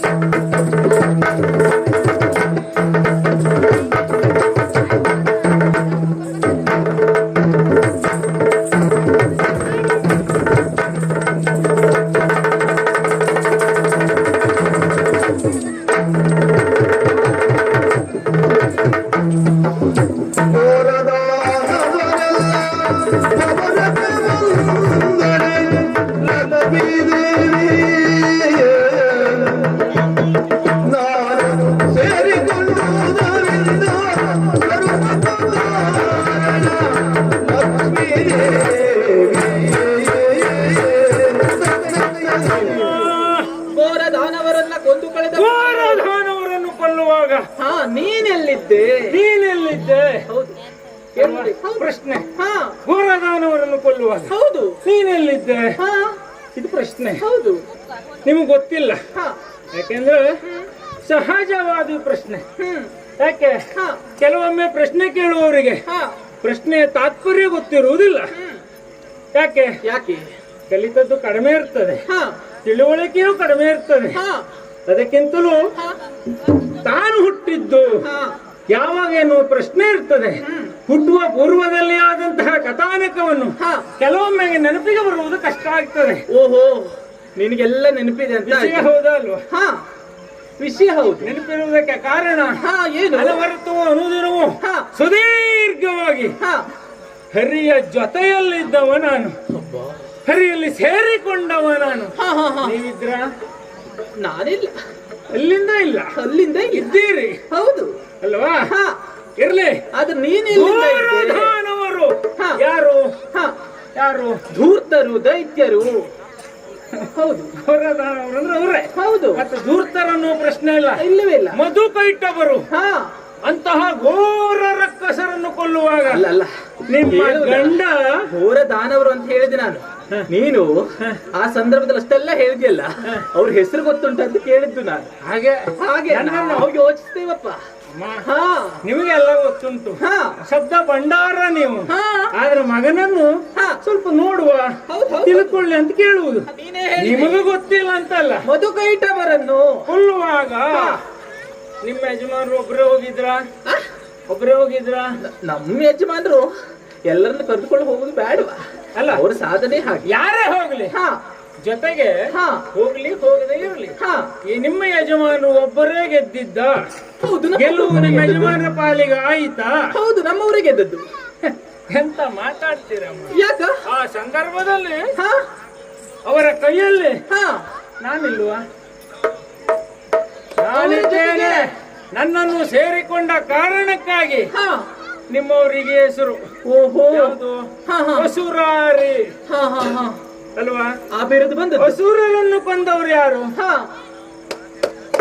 ಸುದರ್ಶನ. ಅಂದ್ರೆ ಸರ್ವದಕ್ಕೂ ಕಾರಣ ನಾನು. ನಮ್ಮವ್ರು ಏನು ಅಲ್ಲ. ನಿಮ್ಮವ್ರ ನೆಪ ಮಾತ್ರ ಏನು ಅಲ್ಲ. ಒಂದು ಕಳೆದವರವರಾದ್ರೂ ಸಾಧನೆ ನಿನ್ನದ್ದು. ಹೌದು, ಬಿರುದು ನಿನ್ನದ್ದು. ಏನಾಯ್ತು ಈಗ? ಮುಚ್ಚಲ ಮಾಯ ಕಿಚ್ಚಿನ ನುಡಿಯ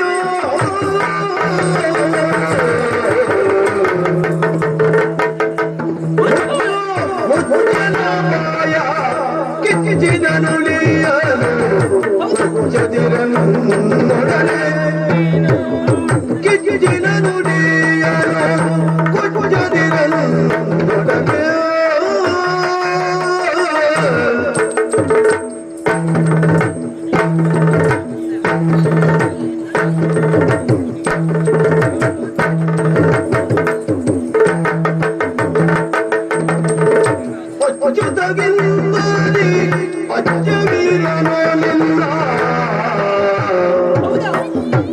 ಅಚ್ಚೋಗಿಂತ ನೀನು ಅಚ್ಚವೀರನ ನಿನ್ನ ಹೆಚ್ಚಿಗಾಯಿರು ಕಂಡದು ನಿನ್ನ ಹೆಚ್ಚಿಗಾಯಿರು ಕಂಡದು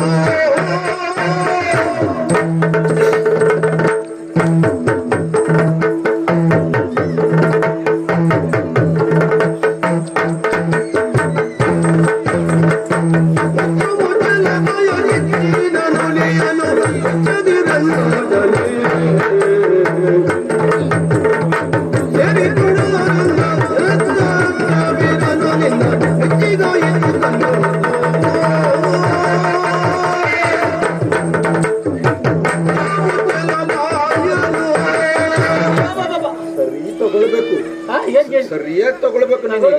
ಈಗ ಹುಡುಗರು ಏನಾದ್ರು ಮಾತಾಡ್ತಾರೆ ಅಂತ ಸುಮ್ಮನೆ ಬಿಡುವುದಲ್ಲ. ನಾನು ನೋಡ್ತಾ ಇದ್ದೇನೆ, ನೀನ್ ಕೆಳಗಿಳಿಬಾರದು, ಇಳಿಯುವುದಿಲ್ಲ, ಜಾಪ್ನೆಲ್ಲ ಕೇಳ್ಬೇಕು. ಈಗ ಇಳಿದು ಬರಬೇಡ. ಸುದರ್ಶನ ಮಾರ ಇಲ್ಲ. ಪರಿಸ್ಥಿತಿ ನೋಡಿದ್ರೆ ಏನ ಯಾರಿಗೂ ಬೇಡ. ಅವ್ರು ಎದ್ದು ಬರುವುದು, ನೀವು ಅವರನ್ನು ದೂಡುವುದು, ಪಾಪ ಮಾತಾಡ್ಲಿಕ್ಕೆ ಆಸ್ಪದವೇ ಇಲ್ಲ. ಮುಚ್ಚಬಾಯ್. ನಮ್ಮಲ್ಲೊಂದು ಒಂದು ಹೊಂದಾಣಿಕೆ ಇದೆ, ನಿಮ್ಮಲ್ಲೊಂದು ಹೊಂದಾಣಿಕೆ ಇದೆ ಅಲ್ವಾ? ನಮ್ಮಿಬ್ರಲ್ಲಿ ಒಂದು ಹೊಂದಾಣಿಕೆ ಇದೆ. ಹೌದಪ್ಪ, ನೀವು ಸ್ವಲ್ಪ ಸಮಾಧಾನ ಮಾಡಿಕೊಂಡು ನಾನು ಮಾತನಾಡ್ತೇನೆ. ಮುಚ್ಚಬಾಯ್. ಏನಮ್ಮ ಮಾತಾಡ್ಲಿಕ್ಕೆ ಬರ್ತದೆ, ಎಷ್ಟೋ ಮಾತನಾಡ್ತಿದ್ದೀಯಾ? ಮಾತಾಡುವುದಕ್ಕ ಆದ್ರೆ ತಂದೆ ತಾಯಿಗಳು ಏನನ್ನಾದ್ರೂ ಮಾತನಾಡ್ತಾ ಇದ್ದಾರೆ ಅಂತಾದ್ರೆ ಅವರ ಸಾಧನೆಯ ಬಗ್ಗೆ ಮಾತನಾಡ್ತಾರೆ ಎಂಬಂತ ಪರಿಜ್ಞಾನ ಎನ್ನುವುದು ಮಕ್ಕಳಾದವರಿಗಿರಬೇಕು. ಅಷ್ಟೇ ಅಲ್ಲ, ಮಕ್ಕಳಿಗೆ ಹೌದು. ಆದ್ರೆ ಅದನ್ನೆಲ್ಲ ಕೇಳ್ತೇನೆ ನಾನು, ಪರಿಜ್ಞಾನ ಮಕ್ಕಳಿಗಿರ್ಬೇಕು. ಹೌದು. ಯಾವ ವಿಚಾರದಲ್ಲಿ? ನೀನ್ ಮಾಡಿದ ರೀತಿಯಲ್ಲಿ ಗಂಡ ಹೆಂಡತಿ ಮಾತನಾಡಿದ್ದೇನೋ ಕದ್ದು ಕೇಳಿಸ್ಕೊಂಡೆ, ಹೋಗ್ಲಿ ಬಿಡು. ಆದ್ರೆ ನೀನ್ ತದನಂತರದಲ್ಲಿ ಹೇಳುವುದೇನಾ? ಈಗ ನೀವು ಯೋಚನೆ ಮಾಡಿ, ಗಂಡ ಹೆಂಡತಿ ಮಾತನಾಡುವುದನ್ನು ಪ್ರಾಯಕ್ಕೆ ಬಂದ ಮಗ ಕದ್ದು ಕೇಳಿಸ್ತಾನೆ ಅಂತಾದ್ರೆ ಮಾತಾಡುವವರಿಗೆ ಪ್ರಜ್ಞೆ ಇಲ್ವಾ? ಮಾತಾಡುವಾಗ ಮಗ ಹತ್ತಿರದಲ್ಲೇ ಇದ್ದಾನೆ, ಇಂಥ ಮಾತಾಡಬಾರದು ಎನ್ನುವಂತಹ ಒಂದು ಪ್ರಜ್ಞೆ ನಿಮಗಿಲ್ವಾ? ನಾವೇನು ಹೊರಗಡೆ ಹೋಗಿ ಮಾತನಾಡಿದ್ದಲ್ಲ, ಬೇಡದಿದ್ದ ಮಾತನ್ನು ನಾವು ಬೇಡದಿದ್ದು ಆಡದೆ ಹೋದ್ರೆ ನಾನು ಮಾಡಿದ ತಪ್ಪಲ್ಲಿ ನೀನ್ ಈಗ ಮಾಡಿದ್ದೇ ತಪ್ಪು. ಈಗ ನಾವಿಬ್ರು ವಿಚಾರ ಮಾತನಾಡಿದ್ದೇನು ತಪ್ಪಲ್ಲ ಬಿಡು. ನೀನ್ ಈಗ ಬಂದು ಮಾತನಾಡ್ತಾ ಇದ್ದೀಯಲ್ಲ, ನನ್ನ ಪತಿಯ ಸಾಧನೆಯಲ್ಲಿ ನೀನು ಜೊತೆಗಿದ್ದೀಯಾ? ಅಬ್ಬಬ್ಬಾ, ನಿಮ್ಮ ಯಜಮಾನರ ಸಾಧನೆ ಎನ್ನುವುದು ಹೋದಲ್ಲೆಲ್ಲ ಗೆಲುವಾದದಿದ್ರೆ ನಾನು ಸೇರಿಕೊಂಡದ್ರಿಂದಲೇ. ಮುಚ್ಚಬಾಯ್. ನಾನು ಜೊತೆಗೆ ಹೋದ್ರೆ ಮಾತ್ರ ಗೆಲುವು. ಸುಮ್ಮನೆ ಸಾಕು. ಪಾಪ ಅವ್ರ ಮುಖ ನೋಡ್ಲಿಕ್ಕೆ ಆಗುದಿಲ್ಲ. ಎಷ್ಟು ಕಡೆಯಲ್ಲ ಅಪಮಾನ ಆಗಿದೆ ಗೊತ್ತುಂಟ ನಿಮ್ಗೆ? ಮಾತನಾಡಿ ನಮ್ಮವ್ರ ಬಗ್ಗೆ ನೀನ್ ಯೋಚಿಸಿ ಮಾತನಾಡ್ಬೇಕು, ಆಯ್ತಾ? ಮಾತಾಡ್ತಾರೆ ಏನು, ಎಷ್ಟೆಲ್ಲ ಮಾತನಾಡ್ತೇನೆ ಇದು. ನಿಮ್ಮವರಿಗೆ ಅವಮಾನ ಮಾಡಿದ ವಿಷಯವನ್ನು ಕೇಳಿ ನಿಮ್ಗೆ ಸಂತೋಷ ಆಯ್ತು? ಏನು ಸಂತೋಷ ಆದದ್ದ? ಸುಮ್ಮನೆ ಸಾಕು. ಸಂತೋಷವಾದದ್ದಲ್ಲ, ಸಿಟ್ಟಿಗೆ ವ್ಯತ್ಯಾಸವೇ ಇಲ್ಲ. ಸಿಟ್ಟು ಬರ್ದೇ ಇರ್ತದೇನೋ? ಬರ್ಲಿ ನೋಡುವ. ಅಬ್ಬಾ, ಎಷ್ಟು ಮಾತನಾಡ್ತೀಯೋ ನೀನು. ಮಾತನಾಡ್ತಾ ಇದ್ದೀಯ ಅಂತ ಆದ್ರೆ ಯೋಚನೆ ಮಾಡಿ ಮಾತನಾಡ್ಬೇಕಾಗ್ತದೆ. ನಮ್ಮವರು ಘೋರ ದಾನವರನ್ನ ಕೊಂದಂತಹ ಸಂದರ್ಭದಲ್ಲಿ ನೀನು ಜೊತೆಗಿದ್ದು ಸತ್ಯ ಅಂತ ಅಷ್ಟೇ ಅಲ್ಲ, ಆ ಕೊಲ್ಲುವುದಕ್ಕೆ ನೀನು ಕಾರಣೀಕರ್ತನಾಗಿದ್ದೀಯ, ಅವರ ಜೊತೆ ಇದ್ದವ ಅಂತ ಹೇಳ್ತಾ ಇದ್ದೀಯ. ಸುಮ್ಮನೆ ಸಾಕು. ಎಂತ ನಮ್ಮವ್ರ ಸಾಧನೆ ಅಂತ, ನಿನ್ನ ಪರಾಕ್ರಮ ಅಂತದ ಸಿಟ್ಟು ಬರ್ತಾ ಇರ್ತದ? ಬಂದಿದೆ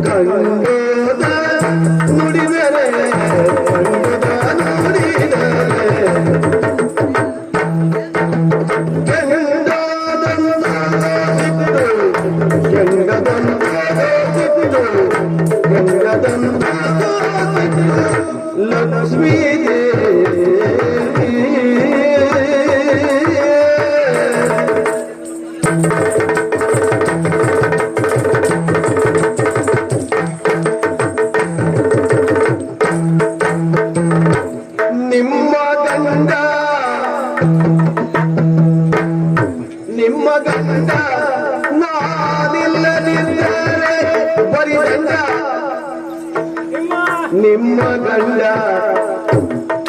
ನಾನಿಲ್ಲದಿದ್ದರೆ ದಂಡ ದಂಡ ಬರಿ ದಂಡ ಬರಿ ದಂಡ ಖಂಡಿತ ಲಕ್ಷ್ಮೀ ನಿಮ್ಮ ಗಂಡ ನಾನಿಲ್ಲದಿದ್ದರೆ ದಂಡ ನಾನಿಲ್ಲದಿದ್ದರೆ ದಂಡ ಖಂಡಿತ ದಂಡ ಖಂಡಿತ ನಿಮ್ಮ ಗಂಡ ದಂಡ ಖಂಡಿತ ಲಕ್ಷ್ಮೀ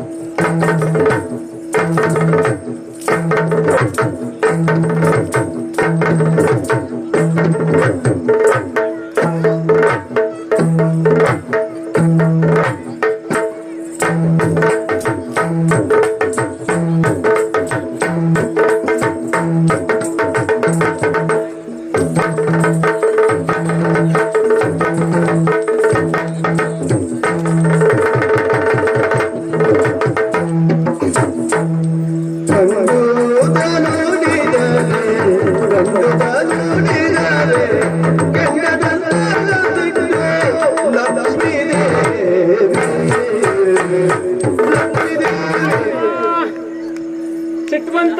ಸಿಟ್ಟು ಬರ್ತಾ ಇರ್ತದ? ಅಮ್ಮನವರಿಗೆ ಸಿಟ್ಟು ಬಂದಿದೆ. ಯಾಕೆ? ಗಂಡನಿಗೆ ಅವಮಾನ ಆಗ್ತದೆ, ಸಹಿಸಿಕೊಳ್ಳಕ್ಕೆ ಆಗುವುದಿಲ್ಲ. ಗಂಡನ ಸಾಧನೆಯನ್ನು ಬೇರೊಬ್ಬರು ಹೊಗಳಬಾರದು ಅಥವಾ ತೆಗಳಬಾರದು. ನೀವಿಬ್ರು ಸರಿ, ಏನೇ ಹೊಗಳೋದು? ಯಜಮಾನ್ರೆ ನೀವು ಹಾಗೆ, ನೀವು ಹೇಗೆ ಅಲ್ವಾ? ನಮ್ಮವರ ಸಾಧನೆ ಆಗಿರುವಾಗ ಹೆಂಡತಿಯಾದವಳು ಅದನ್ನೇ ಕೇಳುವುದು.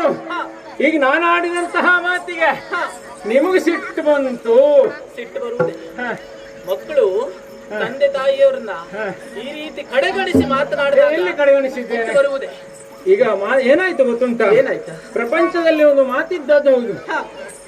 ಇದ್ದದ್ದನ್ನು ಇದ್ದ ಹಾಗೆ ಹೇಳಿದ್ರೆ ಎದ್ದು ಬಂದು ಎದೆಗೆ ಒದ್ದಿದ. ಕೇಳಿರ್ಬೇಕಲ್ಲ ನೀವು.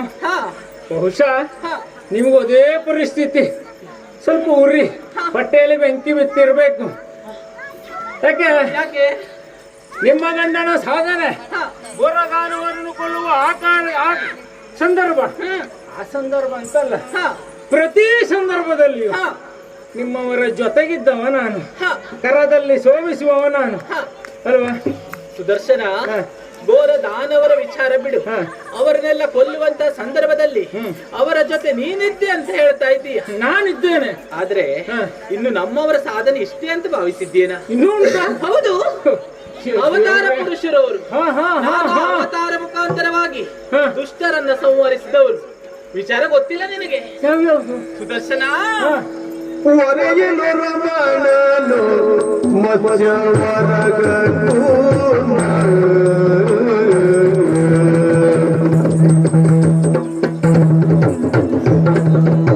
ವರೆಯಲು ರಮಣನು ಮಧ್ಯವರಗನು ನರಸಿಂಹರು ರಮಣನು ಮಧ್ಯವರಗನು ನರಸಿಂಹರು ಅವನು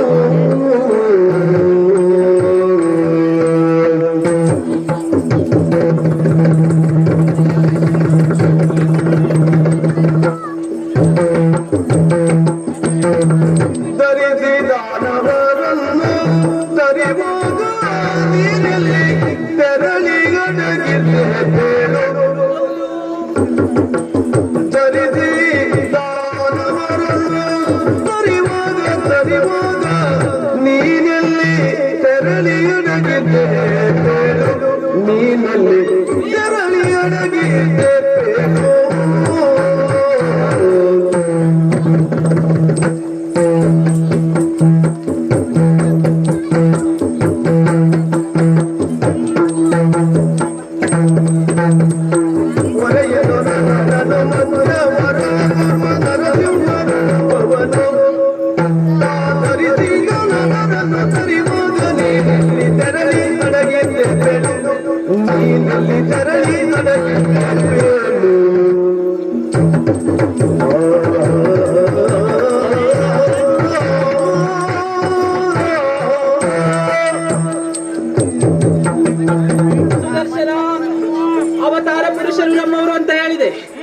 ನಾನಾ ಬಿರುದುಗಳನ್ನ ಪಡೆದವರಿದ್ದಾರೆ.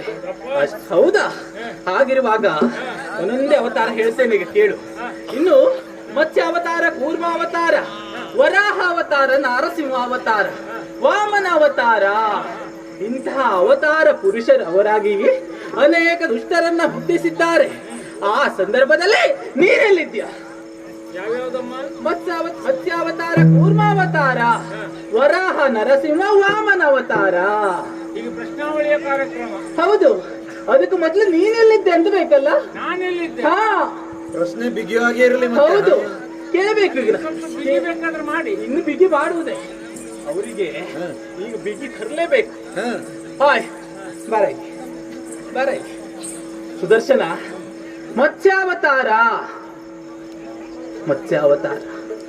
ಮೀನಿನ ಅವತಾರ. ಮತ್ಸ್ಯಾವತಾರ ಎಲ್ಲರಿಗೂ ಗೊತ್ತಿದ್ದುದೆ. ಹಾ, ನೀವು ಹೇಳ್ಬೇಕು. ಆ ಅವತಾರದಲ್ಲಿ ನೀನೆಲ್ಲಿದ್ದೆ? ನಾನೆಲ್ಲಿ? ಹೌದು, ಸೋಮಾಸುರನನ್ನ ಕೊಲ್ಲುವಂತ ಸಂದರ್ಭ. ಆ ಅವತಾರದಲ್ಲಿ ನೀನಿಲ್ಲಿದ್ದೆ ಅಂತ ಬೇಕಲ್ಲ? ಈ 5 ಪ್ರಶ್ನೆಗೆ ಉತ್ತರ ಬೇಕು ನನ್ನಿಂದ. ಪುಣ್ಯಾತ್ಮ, ಇಲ್ಲಿ ಬಾ. ಇಲ್ಲಿ ನೀನ್ ಈ ಪ್ರಶ್ನೆಗೆ ಆ ಪ್ರಶ್ನೆಗೆ ಅಂತ ತಡ ಮಾಡುವುದಲ್ಲ. ಅವತಾರವನ್ನು ಹೇಳಿದವ್ ನಾನಿದ್ದೇನೆ, ತಕ್ಷಣ ಉತ್ತರ ಬರಬೇಕು. ಯಾಕೆ ತಡ ಯಾಕೆ ಗೊತ್ತುಂಟು? ಹಾ, ಮತ್ತೊಂದು ಅವತಾರ ಆಗ್ಬೇಕಲ್ಲ. ಯಾವುದು? ಈಗ ನಿಮ್ಮ ಗಂಡ ಅವತಾರ ಪುರುಷ ಅಂತ. ಹೌದು. ಇನ್ನೊಂದು ಅವತಾರ ಆಗ್ಬೇಕಾಗ್ತದೆ. ಯಾವ ಅವತಾರ? ಬಿಡಿ, ಹಾ, ಮತ್ಸ್ಯಾವತಾರ ಅಲ್ವಾ? ಹೌದು.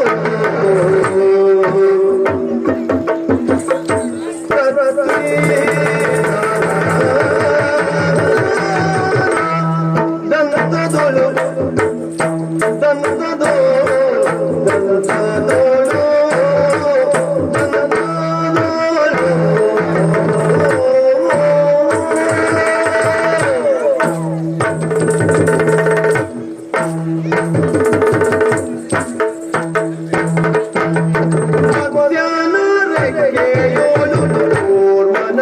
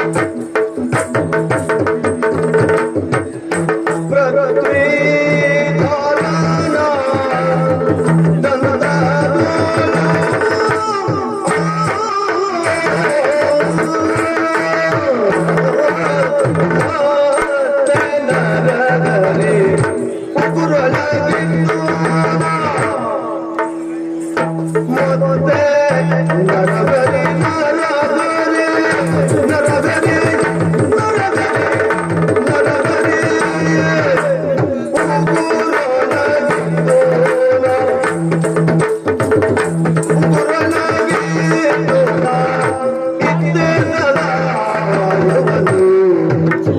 ಮತ್ತೆ ನರಸಿಂಹನ ನರಸಿಂಹನ ನರಸಿಂಹನ ಉಗುರೊಳಗಿದ್ದು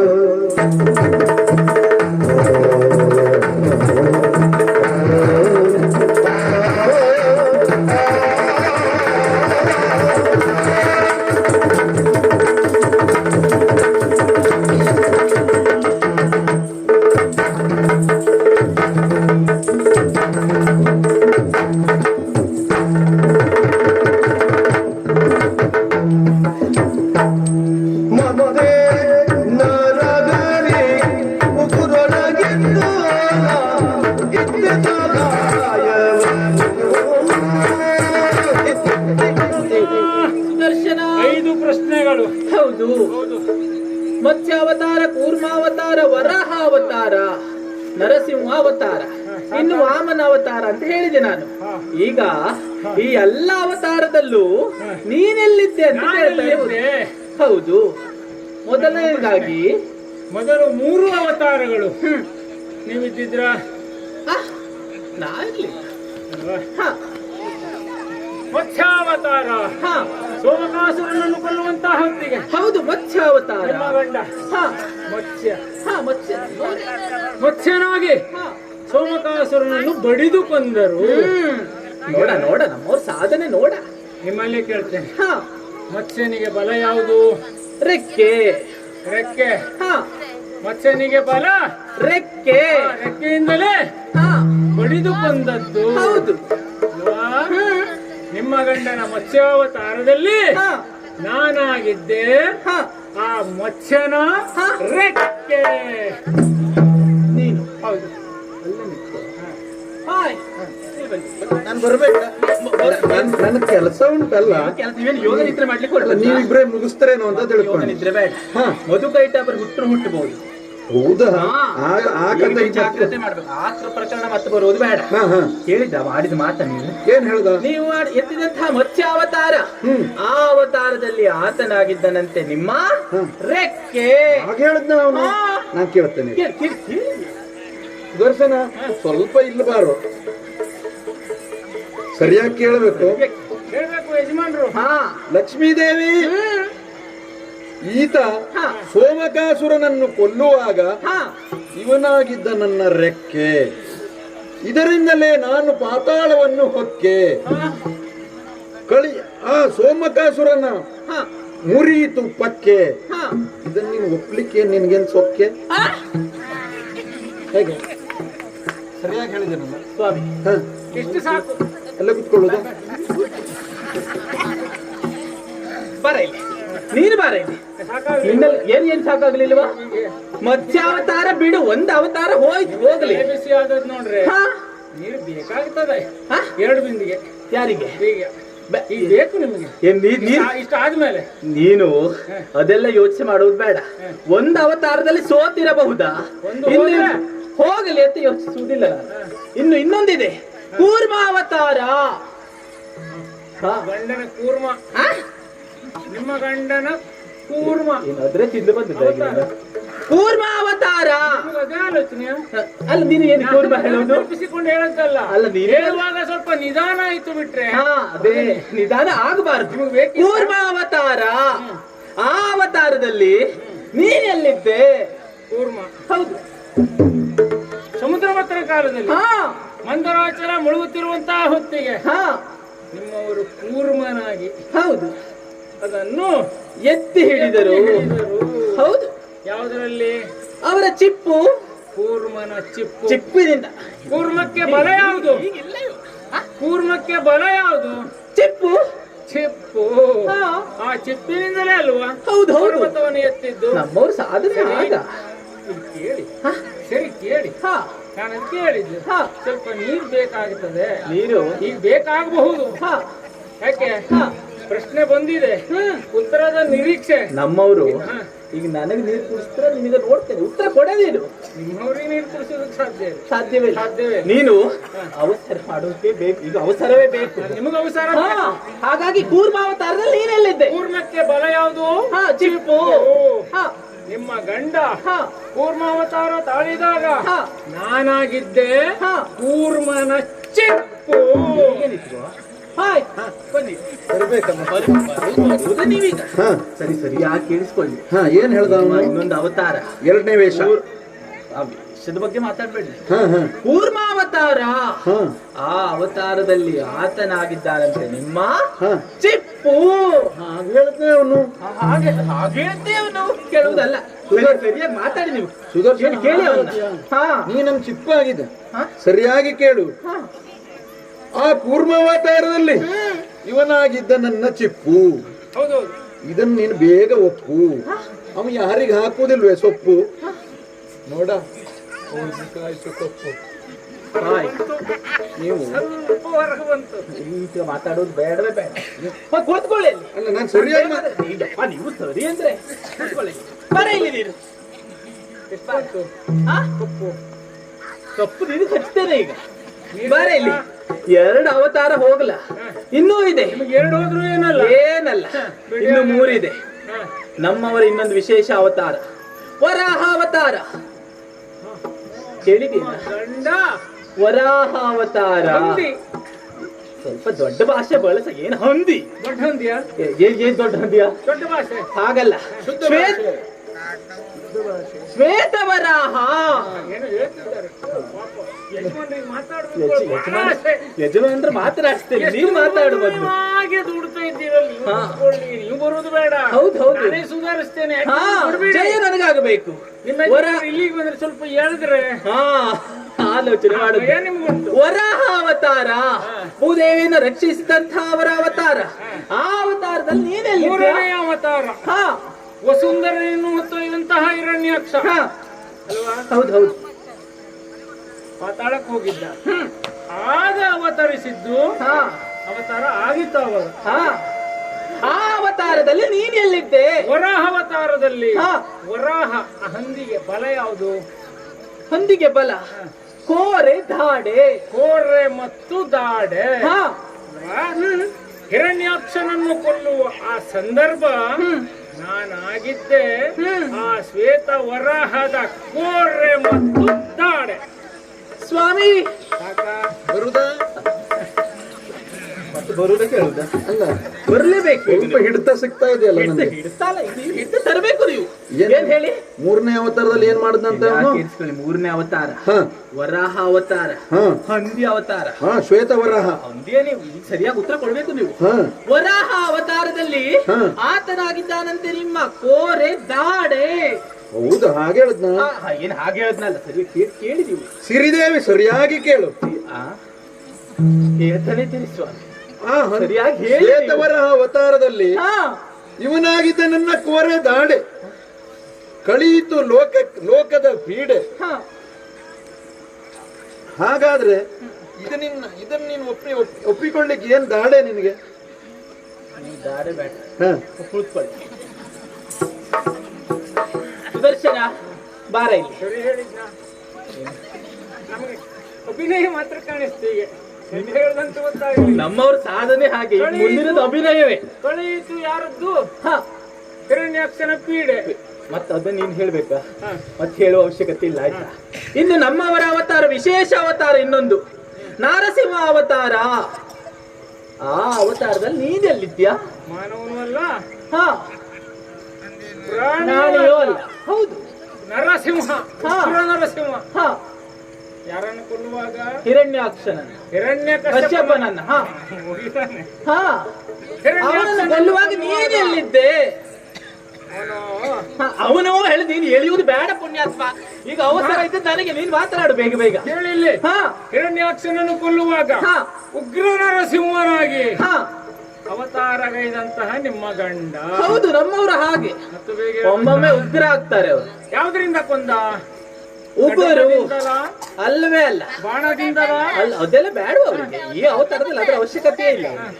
ಉಗರು ನಖ, ನಖದಿಂದ ಹಾ ಉಗುರಿನಿಂದ ಸೀಳಿ ಕೊಂದ. ಹಾ. ಆಗ ಬಲ ಯಾವುದಾಯ್ತು? ನಖ. ನಖ. ಹಾ ಆ ಹೊತ್ತಿಗೆ ಉಗ್ರ ನರಸಿಂಹನ ಹಾ. ಕೈಯ ನಾನಾಗಿದ್ದೆ, ಹಾ. ಕೈಯ ನಖ. ಹಾ? ನಖ ನಖ ನೀನಾದ್ರು ನಾನಾಗಿದ್ದೆ. ಸ್ವಾಮಿ ಬಂದ ನೀನ್ ಕರೀತೆ ಅಂತ ಗೊತ್ತಿತ್ತು ನನಗೆ. ಈಗ 4ನೇ ಪ್ರಶ್ನೆ ನಡೀತಾ ಇರುವುದು, ಹ ಆಲೋಚಿಸಿ ಉತ್ತರ ಕೊಡಿ. ಸರಿಯಾಗಿ ಉತ್ತರ ಹೇಳ್ತಾನೆ. ಸರಿಯಾಗಿ ಕೊಡ್ಬೇಕು ನೀವು. ಆ ನರಸಿಂಹ ಅವತಾರದಲ್ಲಿ ಆತನಾಗಿದ್ದಾನಂತೆ ನಿಮ್ಮ ನಖ, ಇವನಾಗಿದ್ದ ನನ್ನ ನಖ. ಯಾಕೆಂದರೆ ಈತ ನನ್ನ ಪರಮ ಸಖ. ಹಾ ಇದರಿಂದಲೇ ಕಳೀತು ಲೋಕದ ದುಃಖ. ಹಾ. ಸ್ವಾಮಿ, ನೀವಲ್ಲಿ ಕುಳಿತುಕೊಂಡ್ರೆ ನನಗೆ ಸುಖ. ಸಾಕಲ್ವಾ? ನೋಡಿದ್ರೆ ಪರಮ ಸುಖ. ಹಾ ಹಾ ಕುಳಿತುಕೊಳ್ಳಿ ಸ್ವಾಮಿ. ಬರ ಇಲ್ಲಿ. ಇನ್ನು ಕೊನೆಯ ಪ್ರಶ್ನೆ, ವಾಮನ ಅವತಾರ. ಮತ್ತು ಜೀವ ಉಂಟಾ? ಏನ್ ಮಾತಾಡೋದು? ಜೀವ ಉಂಟಾ? ಜೀವ ಇರ್ತದ? ಕೊನೆಯವರೆಗೂ ಹೋರಾಡುವವರು ನಾವು. ವಾಮನ ಅವತಾರ ಮೊದಲಿಂದ ಮೆರೀತಾ ಇರುವಂತಹ ಬಲಿ ಚಕ್ರವರ್ತಿಯನ್ನ ಪಾತಾಳಕ್ಕೆ ತಳ್ಳಿದಂತಹ ಅವತಾರ. ಆ ತಳ್ಳಿದಂತಹ ಅವತಾರದಲ್ಲಿ ನೀನೆಲ್ಲಿದ್ಯಾ? ವಾಮನ ಅವತಾರ, ಹಾ ಬಲಿ ಚಕ್ರವರ್ತಿ. ಎಷ್ಟು ಕೇಳಿದ ಜಾಗ? ಆ ಜಾಗದ ವಿಚಾರ ಎಲ್ಲ ಬೇಕೇನ ಈಗ ನಿನಗೆ? ವಾದದಲ್ಲಿ ನೀನ್ ಎಲ್ಲಿದ್ದೆ ಅಂತ ಬೇಕು. ಭೂಮಿಯನ್ನು ಉಳಿಯುವುದಕ್ಕೆ ನಾನು ಯೋಚಿಸ್ತಾ ಇರೋದು ಆ ಜಾಗವೇ ಇಲ್ಲಾದ್ರೂ ಇವನಾಗಿದ್ನ ಅಂತ. ನಿಮ್ಮ ಗಂಡ ಬಳಸಿದ ಯಾವುದನ್ನು ಬಳಸಿದ? ಪಾದದಿಂದ ಮೆಟ್ಟಿ ತುಳಿದ್ರು ಅವರನ್ನ. ಬಲಿಯ ತಲೆ ಮೇಲಿಟ್ಟು ಬಲಿಯನ್ನು ಪಾತಾಳಕ್ಕೆ ಕಳುಹಿಸಿದ. ಹಾ ಆ ಹೊತ್ತಿಗೆ ಬಲಿ ಪಾತಾಳಕ್ಕೆ ಹೋಗ್ಬೇಕು ಅಂತ ಆದ್ರೆ ಇರ್ಲಿಲ್ಲ ನನಗೆ ಗೊತ್ತುಂಟ. ನೀನು ಅಲ್ಲೆಲ್ಲ ಪಾದದಲ್ಲೆಲ್ಲ ಇರುವವರು. ಖುಷಿ ಆಯ್ತಾ? ಇವರು ಕುಡಿಲಿಕ್ಕೆ ತರಿಸ್ಬೇಕಾ? ಕುಡಿ ಅಷ್ಟೆಲ್ಲ ಸಾಹಸ ಬೇಡ. ವಿಚಾರಕ್ಕೆ ಬಂದೆ ನಾನು. ಹಾ ಹೇಳಿ. ಏನು? ನಿಮ್ಮವರು ವಾಮನನಾದಾಗ ಪಾದದ ಮುಖೇನವಾಗಿ ಬಲಿಯನ್ನು ಪಾತಾಳಕ್ಕೆ ಅಟ್ಟಿದರು. ಹಾಗಾದ್ರೆ ಬಲ ಯಾವುದಾಯ್ತು? ಪಾದ. ನಾನಾಗಿದ್ದೆ ವಾಮನನ ಪಾದ. ಸ್ವಾಮಿ ಇಲ್ಲೇ ಇದ್ದೇನೆ. ನಾವು ಆದಷ್ಟು ಜಾಗ್ರತೆ ವಹಿಸಿದ್ದೇವೆ. ಜಾಗ್ರತೆ ಮಾಡುವುದು ಈಗ ನೀವು. ಲಕ್ಷ್ಮಿ, ಸರಿಯಾಗಿ ಕೇಳು. ಏನು? ಆ ಬಲಿಯನ್ನು ಪಾತಾಳಕ್ಕೆ ತಳ್ಳುವಾಗ ಸ್ವಾಮಿ ನೀವು ಸರಿಯಾಗಿ ಉತ್ತರಿಸ್ಕೊಡ್ಬೇಕು. ಈಗ ಸರಿಯಾಗಿ ಕೊಡುದು. ಈಗ ಸರಿಯಾಗಿ ಕೊಡುದು. ಯಾರಿಗೆ? ಉತ್ತರವನ್ನು ಸರಿಯಾಗಿ ಕೊಡುವುದು. ಹಾಗೆ ಬಲಿಯನ್ನು ಪಾತಾಳಕ್ಕೆ ತಳ್ಳುವಾಗ ಆತನಾಗಿದ್ದಾನಂತೆ ನಿಮ್ಮ ಪಾದ. ಹೇಳ್ತೇನೆ ಕೇಳೆ. ಏನ್ ಹೇಳುದು? ಪಾತಾಳಕ್ಕೆ ಹೋಗುವಾಗ ಇಲ್ಲಿ ನೋಡ್ತಾ ಮಾತಾಡಿ. ಪಾತಾಳಕ್ಕೆ ಹೋಗುವಾಗ ಪಾತಾಳಕ್ಕೆ ಹೋಗು ನೀವಿಲ್ಲಿ ಅಲ್ಲ ಅವನನ್ನು ಸ್ವಲ್ಪ ನೋಡಿ ಎಲ್ಲಿ ನೋಡಿ ಅವನವ್ರ ಮುಖ ನೋಡಿ. ಪಾತಾಳಕ್ಕೆ ಹೋಗುವಾಗ ಅವನಾಗಿದ್ದ ನನ್ನ ಪಾದ, ಹಾಗಾಗಿಯೇ ನಾನು ಪಾತಾಳಕ್ಕೆ ಅವನ ಬಲಿಯು ಪಾತಾಳಕ್ಕೆ ಹೋದ, ಇದರಿಂದ ಲೋಕಕ್ಕಾಯಿತು ಮೋದ. ಇದನ್ನು ಒಪ್ಲಿಕ್ಕೆ ನಿನಗೇನು ಖೇದ? ಇನ್ನು ಉಂಟ ನಿಮ್ಮ ವಾದ? ಮಾತಿಲ್ಲ ನೀನು ಮುಗೀತಲ್ವಾ? ಹಾಗಾದ್ರೆ ನನಗೆ ಒಂದು ಮಾತು ಹೇಳಬೇಕು ಅವನು. ಸುದರ್ಶನ,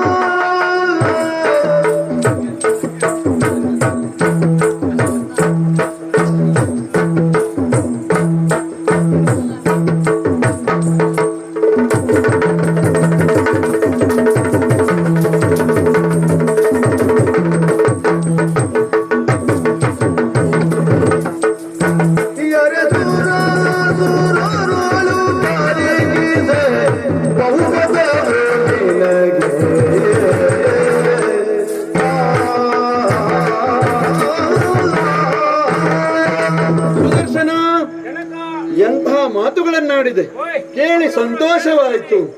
ಯಾಕೆ? ನೀನು ನನ್ನ ಎಲ್ಲಾ ಅವತಾರಗಳಲ್ಲೂ ಇದ್ದೀಯ, ನಾನು ಒಪ್ಕೊಳ್ತೇನೆ. ಯಾಕೆ? ನಾನು ಅಂದ್ರೆ ನೀನು ಹೊರಗೆ ಬಂದಿದ್ದೀಯ, ನನ್ನ ಜೊತೆಗಿದ್ದೀಯ. ಆ ನಾನು ಎನ್ನುವುದು ಬರಬೇಕು, ನಿನ್ನೆಲ್ಲ ಬರಬೇಕು. ಬಂದಿದೆ ನನಗೆ. ಹಾ, ಹಾಗಾಗಿ ನಿನ್ನ ಈಗ ಸರಿಯಾಗಿ ಗಮನಿಸಿ ಕೇಳು. ಈ ಸುರಲೋಕದಲ್ಲಿರುವಂತಹ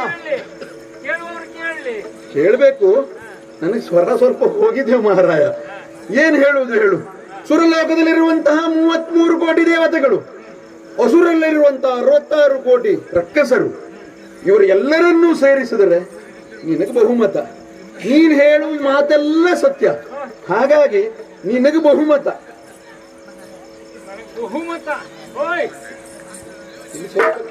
ಅವನನ್ನು ನೋಡೆ, ಮಗನ ಉತ್ಕರ್ಷಣೆಯನ್ನು ನೋಡ್ಬೇಕು. ಆ ನಾನು ಹೇಳುವುದು ಅವನಲ್ಲಿ ಹೇಗೆ ಬಹುಮತ ಸಿಕ್ಕಿದೆ. ಬಹುಮತ ಹೌದೌದು, ಅಗತ್ಯ ಇಲ್ಲ ನಮಗೆ. ಅಲ್ಲ ಹಾಗೆ ಯೋಚನೆ ಮಾಡಬಾರ್ದು. ಸುದರ್ಶನ, ನೀನು ಒಂದು ಹಂತದಲ್ಲಿ ಉತ್ಕರ್ಷದಲ್ಲಿದ್ದೀಯ, ಎಲ್ಲ ಕೆಲಸವನ್ನು ನೀನೇ ಮಾಡಿದ್ದು. ಆದ್ರೆ ನನ್ನ ಕರ್ರ ಏರ್ಬೇಕಲ್ವಾ? ಯಾರು? ನೀನು ಬಂದು ಏರು ಮಹಾರ. ಯಾಕೋ? ಹಾ, ಭ್ರಮೆ ಅದು. ಯಾಕೆ? ನನ್ನ ಅವಶ್ಯಕತೆ ಇಲ್ವಾ ನಿನ್ಗೆ ಇವತ್ತು? ಇಲ್ಲವೇ ಇಲ್ಲ. ಯಾಕೆಂದ್ರೆ ನಿನ್ನ ಪಕ್ಷವನ್ನು ಇಲ್ಲಿಗೆ ನಾ ಬಿಟ್ಟೆ. ನಮ್ಮ ಮೇಳ ಬಿಟ್ಟಂತವನು ಇವತ್ತು. ನಿಮ್ಮ ಪಕ್ಷ ಬಿಟ್ಟೆ. ನನ್ನ ಪಕ್ಷನೂ ಬಿಟ್ಟೆ, ಮೇಳನೂ ಬಿಟ್ಟೆ. ನಮ್ಮ ಮಾರಾಯ ನಿಮ್ಮ ಪಕ್ಷ ಬಿಟ್ಟೆ. ನನ್ನ ಪಕ್ಷನೇ ಬಿಟ್ಟದ್ದು. ಯಾಕೆ ಬೇರೆ ಪಕ್ಷ ಕಟ್ತೇನೋ? ಬೇರೆ ಪಕ್ಷ ಕಟ್ಟುವಂತ ಆಲೋಚನೆ ಇಲ್ಲ. ಏನಿದ್ರು ಸ್ವತಂತ್ರವಾಗಿ ಪ್ರಕಟಿಸ್ತೇನೆ. ಕೇಳದೇನೆ ಮಗ ಸ್ವತಂತ್ರ ಪಕ್ಷ ಕಟ್ತಾನಂತೆ. ನಾವು ನೋಡಿದ್ದೇವೆ ಸ್ವತಂತ್ರರೆಲ್ಲ ಬಂದವರು ಎಲ್ಲ ಹೋಗಿದ್ದಾರೆ ಅಂತ ಹೇಳಿ. ಬೆಲೆ ಇಲ್ಲ. ಈಗ ಸೋಲ್ತೇವೋ ಗೆಲ್ಲುತ್ತೇವೋ ಅನ್ನೋದು ಮುಖ್ಯವಲ್ಲ. ಸೋಲಿರಲಿ ಗೆಲುವಿರಲಿ, ಒಬ್ಬನಿಗೆ ಇರಲಿ. ಒಬ್ಬನೇ ಎದುರಿಸ್ತೀಯ? ಒಬ್ಬನೇ ಎದುರಿಸ್ತೇನೆ. ಬಿಡರನ್ನು ಬೇರೆ ಮಾಡ್ತೀಯ ಹಾಗೆ? ನಮ್ಮ ಮನೇಲೂ ಇರುವುದಿಲ್ವ ಹೇಗೆ? ಅಗತ್ಯ ಇಲ್ಲ. ನೋಡು, ಎಲ್ಲರಿಗೂ ಅದೆಂತದ್ದ ಹೀಗ್ ಮಾಡಿದ್ರೆ? ಸಂಕೇತ, ವಿಜಯದ ಸಂಕೇತ. ನಾವು ಹೀಗ್ ನೋಡಿದ್ದೇವೆ, ವಿಜಯ ಸಂಕೇತ. ಹೀಗೆ ಎಲ್ಲರೂ ಮಾಡಿದಾಗ ನಾನು ಮಾಡಿದ್ರೆ ಎಲ್ಲರಿಗೂ ನನಗೂ ವ್ಯತ್ಯಾಸ. ಅಂದ್ರೆ ನೀನೀಗ ನಮ್ಮ ಮನೆಯನ್ನು ಬಿಟ್ಟಿಯಾ? ಪ್ರತ್ಯೇಕ ನಾನು. ಓಹೋ, ಬಿಡರನ್ನು ಬೇರೆದ? ಅಗತ್ಯ ಬಿದ್ರೆ ಹಾ ನನ್ನ ಅವಶ್ಯಕತೆ ಇದ್ರೆ ಹಾ ಹೇಳ್ ಕಳ್ಸ. ಹೇಳಿ ಕಳಿಸ್ಬೋದಲ್ವಾ? ಹೇಳ್ ಕಳ್ಸು. ಅವು ಬರ್ತೀಯಲ್ಲ? ಬರ್ತೇನಂತ ಹೇಳಲಿಕ್ಕೆ ಆಗುದಿಲ್ಲ. ಓಯ್, ಮತ್ತೆ ಬರ್ತೇನಂತ ಹೇಳಲಿಕ್ಕೆ ಆಗುದಿಲ್ಲ. ನೋಡುವ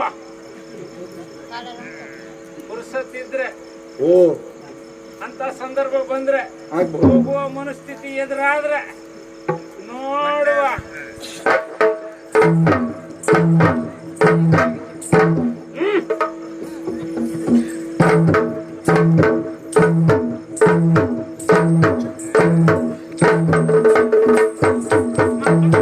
ಏನಾಯ್ತು? ಕೇಳಿಸ್ಕೊಂಡ್ರಾ? ಬನ್ನಿ ಬನ್ನಿ ಬನ್ನಿ ಬನ್ನಿ. ಈಗ ಬಿಡುವುದೇ ನೀವು ಆಡಿದ ಮಾತು ಕೇಳಿದ್ರ ನೀವು ಅವ್ರನ್ನ? ಏನಾಯ್ತು? ಅವ್ರಿಗೆ ಗೊತ್ತು ಗಾಂಭೀರ್ಯವನ್ನ ನೋಡಿದ್ರ? ಆಗ್ಬೇಕು ನಿಮಗೆ ಹೀಗೆ. ಮಗನಲ್ವೇ, ಕ್ಷಮಿಸಿ ಬಿಡ್ಬೇಕಷ್ಟೇ. ಅಬ್ಬಬ್ಬಬ್ಬಾ, ಮಗನನ್ನ ಕ್ಷಮಿಸಬೇಕು ಅಂತ ಮಗನ ಹೆಸರಿಗೆ ನನ್ನಿಂದ ಎಷ್ಟು ಕೀಳ್ಮಟ್ಟದಲ್ಲಿ ಕಂಡು. ಏನಾಗಿದೆ ಗೊತ್ತಾ ಲಕ್ಷ್ಮಿ? ಯಾಕೆ ಚಿಂತೆ ಮಾಡ್ತೀಯ? ಏನಾಗಿದೆ ಗೊತ್ತಿದ್ಯಾ? ಸ್ವಲ್ಪ ಗಮನಿಸುವೆ ನೋಡಿ. ಏನು? ಈ ವೈಕುಂಠದಲ್ಲಿ ಏನಾದ್ರೂ ಹೊಸ ಉತ್ಕರ್ಷಗಳು ಅಥವಾ ತಮೋಗುಣಗಳು ಬರುತ್ತವ? ಸಾಧ್ಯವೇ ಇಲ್ಲ. ತಮೋಗುಣ ಬರ್ಲಿಕ್ಕೆ ಸಾಧ್ಯವೇ ಇಲ್ಲ. ಹಿಂದೊಮ್ಮೆ ಘಟನೆ ನಡೆದ ಊಹಿಸಿಕೊಂಡಿದ್ದೀಯಾ? ಜಯ ವಿಜಯರ ಕಥೆ ಏನಾಯಿತು? ಒಂದು ಮಾತಿದೆ, ಅತ್ಯುನ್ನೇತು ಪತನ ಹೇತು ಎನ್ನುವುದಾಗಿ. ಯಾವಾತ ಅಹಂಕಾರದಿಂದ ಮೇಲಕ್ಕೆ ಏರಿ ಏರಿ ಹೋಗ್ತಾನೋ ಕೆಳಗೆ ಬೀಳುವಂತ ಆಳವೂ ಹೆಚ್ಚಾಗಿ ಹೋಗ್ತದೆ. ಗಮನಿಸಬೇಕು. ಈ ವೈಕುಂಠ ಲೋಕದಲ್ಲಿ ಒಂದು ಇಂಥ ಘಟನೆ ನಡೀತದೆ ಅಂತ ಹೇಳಿದ್ರೆ ಅಂದ್ರೆ ಸಾಮಾನ್ಯವದ್ದಲ್ಲ. ನಿಮ್ಮ ಮಾತಿನ ಅರ್ಥ ಸುದರ್ಶನ ಗರ್ವದಿಂದ ಮೆರೀತಾ ಇದ್ದಾನೆ ನಾನು ಎನ್ನುವುದು ಬಂದಿದೆ. ನನಗೆ ಗೊತ್ತಾಯ್ತು. ಮೊದಲೇ ನೀವು ಉತ್ತರಿಸುವಾಗ ಗೊತ್ತಾದದ್ದು. ಅದೇ ಹೇಳುವುದು, ಅಹಂಕಾರ ಇರಬೇಕು, ದುರಹಂಕಾರ ಇರಬಾರದು ಎನ್ನುವುದಾಗಿ. ಇದು ಇಷ್ಟಕ್ಕೆ ನಿಲ್ಲುವುದಿಲ್ಲ. ಮುಂದೊಂದು ಘಟನೆ ನಡೀಲಿಕ್ಕಿದೆ. ತೆರೆಮರೆಯಲ್ಲಿ ನೋಡೋಣ.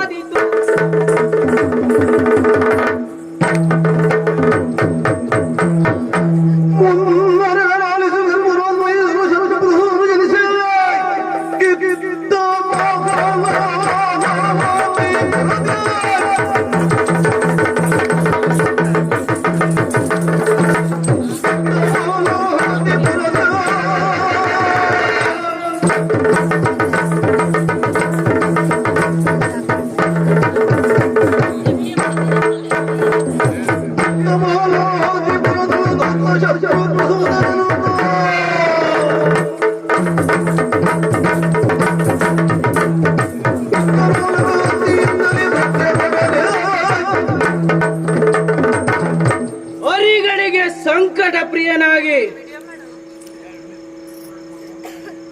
ಶತ್ರು ಪ್ರಚೋದನ ಸ್ವಾಮಿಯೇ, ಹುಟ್ಟಿದ ಮರುಗಳಿಗೆ ಬೃಹದಾಕಾರವಾಗಿ ಬೆಳೆದಂತಹ ಕಾರಣದಿಂದಾಗಿ ನಮ್ಮ ರಕ್ಕಸ ಕುಲದವರೆಲ್ಲ ನಮ್ಮ ರಕ್ಕಸ ಕುಲಕ್ಕೆ ಇವನೇ ಯೋಗ್ಯ ಎನ್ನುವುದಾಗಿ ನನ್ನ ರಕ್ಕಸ ಕುಲಕ್ಕೆ ಅಧಿಪತಿಯನ್ನಾಗಿ ಮಾಡಿದರು. ಸ್ವಾಮಿ, ಅಲ್ಲಲ್ಲಿ ಅಲ್ಲಲ್ಲಿ ಅಂಡಲಿಯುತ್ತಿರುವಂತಹ ರಕ್ಕಸರನ್ನೆಲ್ಲ ಒಂದುಗೂಡಿಸಿ ಅವರಿಗೆ ಬೇಕು ಬೇಕಾದದ್ದನ್ನೆಲ್ಲ ನೀಡಿದೆ. ಹಾಗೆ ಅವರಿಗೆ ಯಾವುದೇ ರೀತಿಯಾಗಿ ಕುಂದುಕೊರತೆಗಳು ಬಾರದ ಹಾಗೆ ಅವರು ಬಯಸಿದ ರೀತಿಯಲ್ಲಿ ರಾಜ್ಯಭಾರವನ್ನು ಮಾಡುವಂತಹ ಕಾರ್ಯದಲ್ಲಿ ಮುನ್ನಡೆದಿದ್ದೇನೆ. ಹಾಗೆ ಪ್ರತಿಯೊಬ್ಬ ಮನುಷ್ಯನಿಗೂ ಸಾಧನೆ ಎನ್ನುವುದು ಸಾಧಕನ ಸ್ವತ್ತೇ ಹೊರತಾಗಿ ಸೋಮಾರಿಯ ಸ್ವತ್ತಲ್ಲ. ಹಾಗಾಗಿ ನನ್ನ ಸಾಧನೆಯ ಬಗ್ಗೆ ಕೇಳಬೇಕು ಅಂತ ಆದ್ರೆ ಹುಟ್ಟಿದೇನ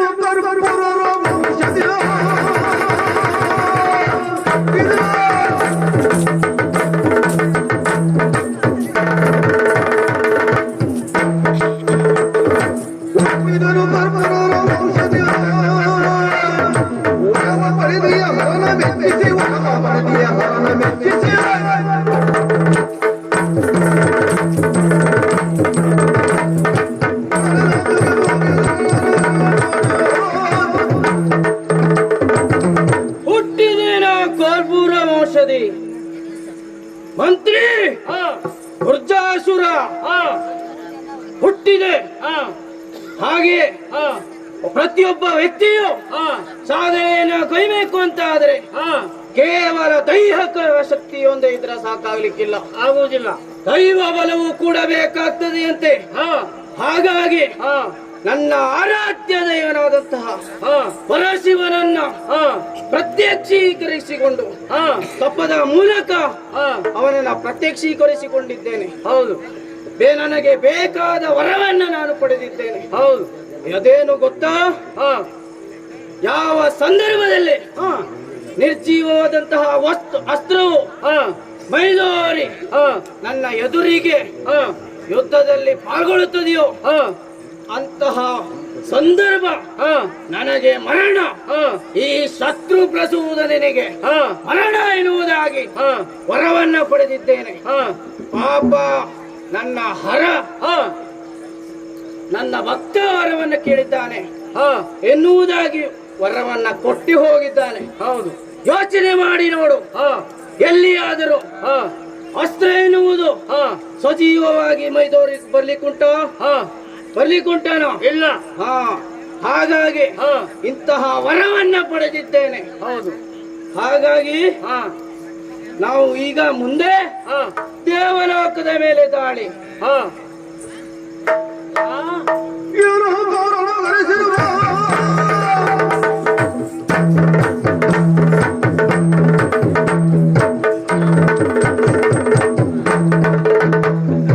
ಏನೋ ಗೌರವ ಗಳಿಸಿರುವ ನೀನು ಹಿತವ ತಂದುದು, ಏನೋ ಹಿತವ ತಂದುದು,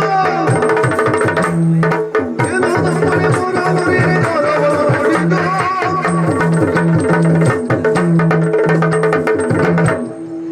ಮಂತ್ರಿ ಗುರ್ಜಾಸುರ ನನ್ನನ್ನು ಅತಿ ದುರ್ತದಿಂದ ಕರೆದ ಕಾರಣ ಯಾಕೆಂತ ಗೊತ್ತಾಗಲೇ ಇಲ್ಲ. ನನ್ನಿಂದ ಏನಾಗಬೇಕು, ನನ್ನಿಂದ ಏನಾದರೂ ಆಗುವುದಾದರೆ ಹೇಳಿದರೆ ಮಾಡಿ ಮುಗಿಸುತ್ತೇನೆ. ಮಂತ್ರಿ ಗುರ್ಜಾಸುರ ನಿನ್ನ ಅವಸರವಸರವಾಗಿ ಒಡ್ಡಾಲಕ್ಕೆ ಕರೆದ ಕಾರಣ ಮತ್ತೇನಲ್ಲ, ಇದೆಯಲ್ಲ ನಮ್ಮ ವೈರಿ ಪಡೆ. ಹೌದೌದು, ದೇವಲೋಕ ನಮ್ಮದಾದಂತಹ ಸ್ವತ್ತಾಗಿತ್ತು ಅದು. ಹೌದೌದು, ದಾಯಾದಿ ಮತ್ಸರದಿಂದ ದೇವಲೋಕದವರು ರಕ್ಕಸರಿಗೆ ಮೋಸವನ್ನ ಬೆಸಗಿ ಅವರ ಅಧಿಕಾರವನ್ನು ನಮ್ಮದಾಗಿಸಿಕೊಂಡಿದ್ದಾರೆ. ಹೌದು, ಹಾಗಾಗಿ ಆ ಸ್ವತ್ತು ನಮ್ಮದು, ಅದಕ್ಕೆ ನಮಗೆ ಬೇಕಾದದ್ದು. ಹಾಗಾಗಿ ತಡ ಮಾಡುವುದಲ್ಲ, ನಮ್ಮ ಸೇನಾ ಸಿದ್ಧತೆಯನ್ನು ನಡೆಸಿ ನೇರವಾಗಿ ದೇವಲೋಕಕ್ಕೆ ಹೋಗುವುದಾದರೆ ನೀನು ಹೆದರುವುದೇಬೇಡ. ಹೀಗಲ್ಲ,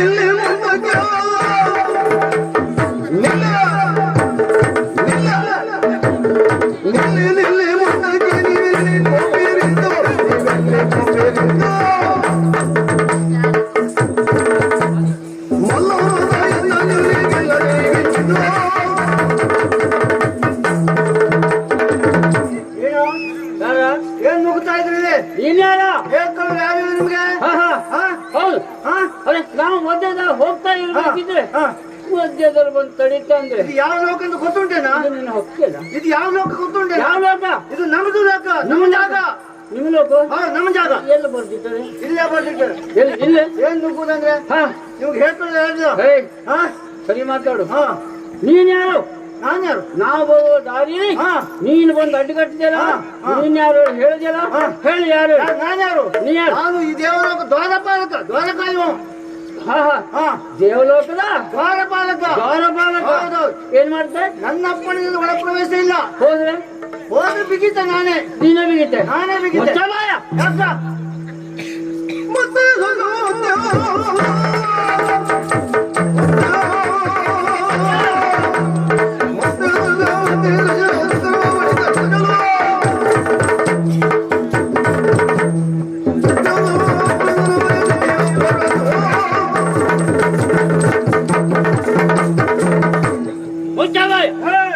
ದಾರಿಲು ಒಂದು ಕಡೆ ಅಡ್ಡಗಟ್ಟನಂತೆ ಮತ್ತೆ ಬಡಿದು ಓಡಿಸ್ನಂತೆ. ನೀನ್ ಯಾರು? ನಾನು ದ್ವಾರಪಾಲಕ. ದ್ವಾರಪಾಲಕ. ದೇವೇಂದ್ರನ ಆಳು. ದೇವರ ಗಡಿ ಎಂತದಂತ ಒಂದು ಅನ್ನ ತಿಂದಿದ್ದಕ್ಕೆ ಇಷ್ಟು ಸೊಪ್ಪು.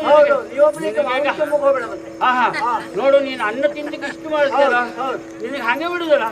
ನಾವ್ಯಾರು ಗೊತ್ತಲ್ಲ, ರಕ್ಕಸರು ನಾವು. ರಕ್ಕಸರು? ಹೌದು, ರಕ್ಕಸರು. ಇಲ್ಲಿ ಯಾಕೆ ಕೆಲಸ ನಿಮ್ಗೆ? ಜನಗೆ ನಾವು ಮುಂದೆ ಹೋಗ್ಬೇಕು. ನಿಮ್ಮ ರಾಜ್ಯ ನೋಡು. ಯಾಕೆ ಸಮಾಜ ಬಿಡ್ಬೇಕಲ್ಲ ನಾವು? ಬಿಡದೆ ಹೋದ್ರೆ ಕೈ ಕಾಲು ಮುರಿದು ಹಾಕ್ತೇನೆ. ಏನು ಕೈಕಾಲು ಮುರಿಕೆ ನಾವೇನು ಪ್ರಾಣಿ ಮಾಡ್ಕೊಂಡಿದ್ರೆ ಮಾತಾಡ್ರೆ ನಿನ್ಗೆ ಹಂಗೆ ಬಿಡುದಿಲ್ಲ. ನೀವು ಹೊಡಿಂದಲೂ ಅನ್ನ ತಿಂದವ್ರು ನಾವು. ನೀವು ಅನ್ನ ತಿಂದರ? ಎಂತ ಅನ್ನ? ದೇವೇಂದ್ರಪ್ಪನ ಹಾಕಿದ ಅನ್ನ ತಿಂದವ್ರು. ನಮ್ಮ ಕಡೆ ಎಲ್ಲ ಹಾಕಿದ ಅನ್ನ ತಿನ್ನೋ ನಾಯಿ ಅಂತ. ನಾಯಿ ಆಟ ಏನಂತ ಕಾಣಿಸ್ತೇವೆ ನಿಮಗೆ ಈಗ? ಈಗ ಸುಬಾ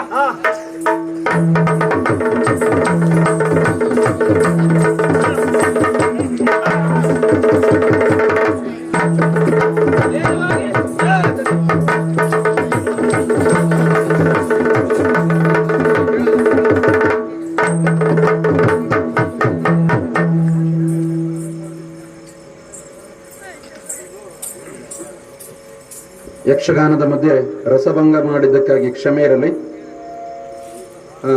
ನಾನೊಂದೆರಡು ಮಾತಾಡ್ಲಿಕ್ಕೆ ಇಷ್ಟಪಡ್ತೇನೆ. ಯಾಕಂತ ಹೇಳಿದ್ರೆ ಹಲವು ವರ್ಷಗಳ ಹಿಂದೆ ಈ ಕ್ಷೇತ್ರದಲ್ಲಿ ಯಕ್ಷಗಾನವನ್ನು ನಾವು ನಡೆಸ್ಕೊಂಡು ಬರ್ತಾ ಇದ್ವಿ. ಈ ಕೆಲವು ವರ್ಷಗಳಲ್ಲಿ, ಒಂದು 3-4 ವರ್ಷಗಳಲ್ಲಿ ಯಕ್ಷಗಾನವನ್ನು ಮಾಡ್ತಾ ಇರಲಿಲ್ಲ.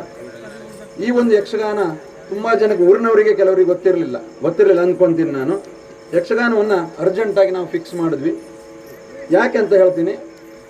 ಒಂದು ಯಕ್ಷಗಾನವನ್ನು ಮಾಡಬೇಕಾದ್ರೆ ತನು ಮನ ಧನಗಳಿಂದ ಸಹಕಾರವನ್ನು ಮಾಡಬೇಕಾಗ್ತದೆ. ಯಕ್ಷಗಾನ ಅಂತ ಹೇಳಿದ್ರೆ ಇದು ದೇವತಾರಾಧನೆ, ಕಲಾರಾಧನೆ, ದೇವರಿಗೆ ಒಂದು ಸೇವೆ, ಕಲಾರಾಧನೆ ಸೇವೆಯನ್ನು ಮಾಡಿದ್ರೆ ಆ ಊರಿಗೂ ಒಳ್ಳೇದಾಗ್ತದೆ, ಕಲಾವಿದರಿಗೂ ಒಳ್ಳೇದಾಗ್ತದೆ, ಆ ಊರ ಉತ್ಕರ್ಷ ಹೊಂತದ ಹೇಳೋದ್ರಲ್ಲಿ ಎರಡು ಮಾತಿಲ್ಲ. ಈ ಒಂದು ಯಕ್ಷಗಾನ ಮಾಡಬೇಕು ಅಂತ ನಮ್ಮ ತಲೆಯಲ್ಲಿ ಬಂದಾಗ ಊರಲ್ಲಿ ಕೆಲವರು ಹುಡುಗರು ಯಕ್ಷಗಾನವನ್ನು ಮಾಡಿ ನಾನು ಹಣ ಕೊಡ್ತೇನೆ ಅಂತ ಹೇಳಿ ನಮಗೆ ಪ್ರೋತ್ಸಾಹವನ್ನು ನೀಡಿದರು. ಹಾಗಾಗಿ 2 ದಿನದಲ್ಲಿ ಈ ಯಕ್ಷಗಾನವನ್ನು ನಾವು ತಯಾರಿ ಮಾಡಿದ್ವಿ. ಊರಿನ ಎಲ್ಲ ಹುಡುಗರು, ಊರಿನ ನಾಗರಿಕರು ಎಲ್ಲ ನಮಗೆ ಈ ಯಕ್ಷಗಾನಕ್ಕೆ ತನುಮನ ಧನಗಳಿಂದ ಸಹಕಾರವನ್ನು ನೀಡಿದ್ದಾರೆ.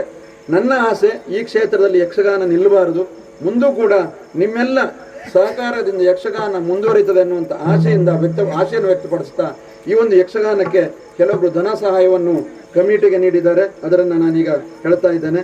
ಲೋಹಿತ್ ಎಂ ಪಡಗಾರ್ 500 ರೂಪಾಯಿ, ಎಸ್ ಕೆ ಪಡಗಾರ್ 500 ರೂಪಾಯಿ, ಗಣೇಶ್ ಎಂ ಪಡಗಾರ್ 500 ರೂಪಾಯಿ, ರಾಮಚಂದ್ರ ನರಸಿಂಹ ಪಡಗಾರ್ 200 ರೂಪಾಯಿ, ಅಣ್ಣಪ್ಪ ನಾಗೇಶ್ ಪಡಗಾರ್ 500 ರೂಪಾಯಿ, ಮಹೇಶ್ ಬೀರಪ್ಪ ಪಡಗಾರ್ 500 ರೂಪಾಯಿ, ಶಿವಾನಂದ್ ಭದ್ರ ಪಡಗಾರ್ 1000 ರೂಪಾಯಿ, ಕಮಲಾಕರ್ ಕೆ ಪಡಗಾರ್ 100 ರೂಪಾಯಿ, ರಮೇಶ್ ಎಂ ಪಡಗಾರ್ 500 ರೂಪಾಯಿ, ನಾಗೇಶ್ ಮಾಸ್ತಿ ಪಡಗಾರ್ 500 ರೂಪಾಯಿ, ದಯಾನಂದ್ ಮಹಾದೇವ್ ಪಡಗಾರ್ 500 ರೂಪಾಯಿ, ಗುರುಪಾದ್ ವಿಷ್ಣು ಪಡಗಾರ್ 500 ರೂಪಾಯಿ, ನಾಗರಾಜ್ ವಿಷ್ಣು ಪಡಗಾರ್ 500 ರೂಪಾಯಿ, ಚಂದ್ರಕಾಂತ್ ಬೀರಪ್ಪ ಪಡಗಾರ್ 500 ರೂಪಾಯಿ, ಬಬ್ಬು ಜಡ್ಡಿ ಪಡಗಾರ್ 500 ರೂಪಾಯಿ, ಗಣೇಶ್ ಅನಂತ್ ಪಡಗಾರ್ 500 ರೂಪಾಯಿ, ಸುರೇಶ್ ಬಿ ಪಡಗಾರ್ 1000 ರೂಪಾಯಿ, ಎಸ್ ಬಿ ಪಡಗಾರ್ 500 ರೂಪಾಯಿ, ನಾಗಪ್ಪ ಮಾಸ್ತಿ ಪಡಗಾರ್ 500 ರೂಪಾಯಿ, ಗೌರೀಶ್ ಎಂ ಪಡಗಾರ್ 500 ರೂಪಾಯಿ, ವಿನೋದ್ ಬಿ ಪಡಗಾರ್ 500 ರೂಪಾಯಿ, ಪ್ರಭಾಕರ್ ಆರ್ ಪಡಗಾರ್ 1000 ರೂಪಾಯಿ, ಜಿ ಕೆ ಪಡಗಾರ್ 500 ರೂಪಾಯಿ, ಮಂಜು ಡಿ ಪಡಗಾರ್ 200 ರೂಪಾಯಿ, ಲಕ್ಷ್ಮೀ ಸೆಸ್ ಪಡಗಾರ್ 500 ರೂಪಾಯಿ, ಪ್ರಕಾಶ್ ಎಂ ಪಡಗಾರ್ 500 ರೂಪಾಯಿ, ಅನಂತ್ ಗಣಪು ಪಡಗಾರ್ 1000 ರೂಪಾಯಿ, ಹಾಗೆ ರಾಮ ಪಡಗಾರ್ ಮಚಗುಣ ಇವರು ಕೂಡ 500 ರೂಪಾಯಿ ನನ್ನ ಹತ್ರ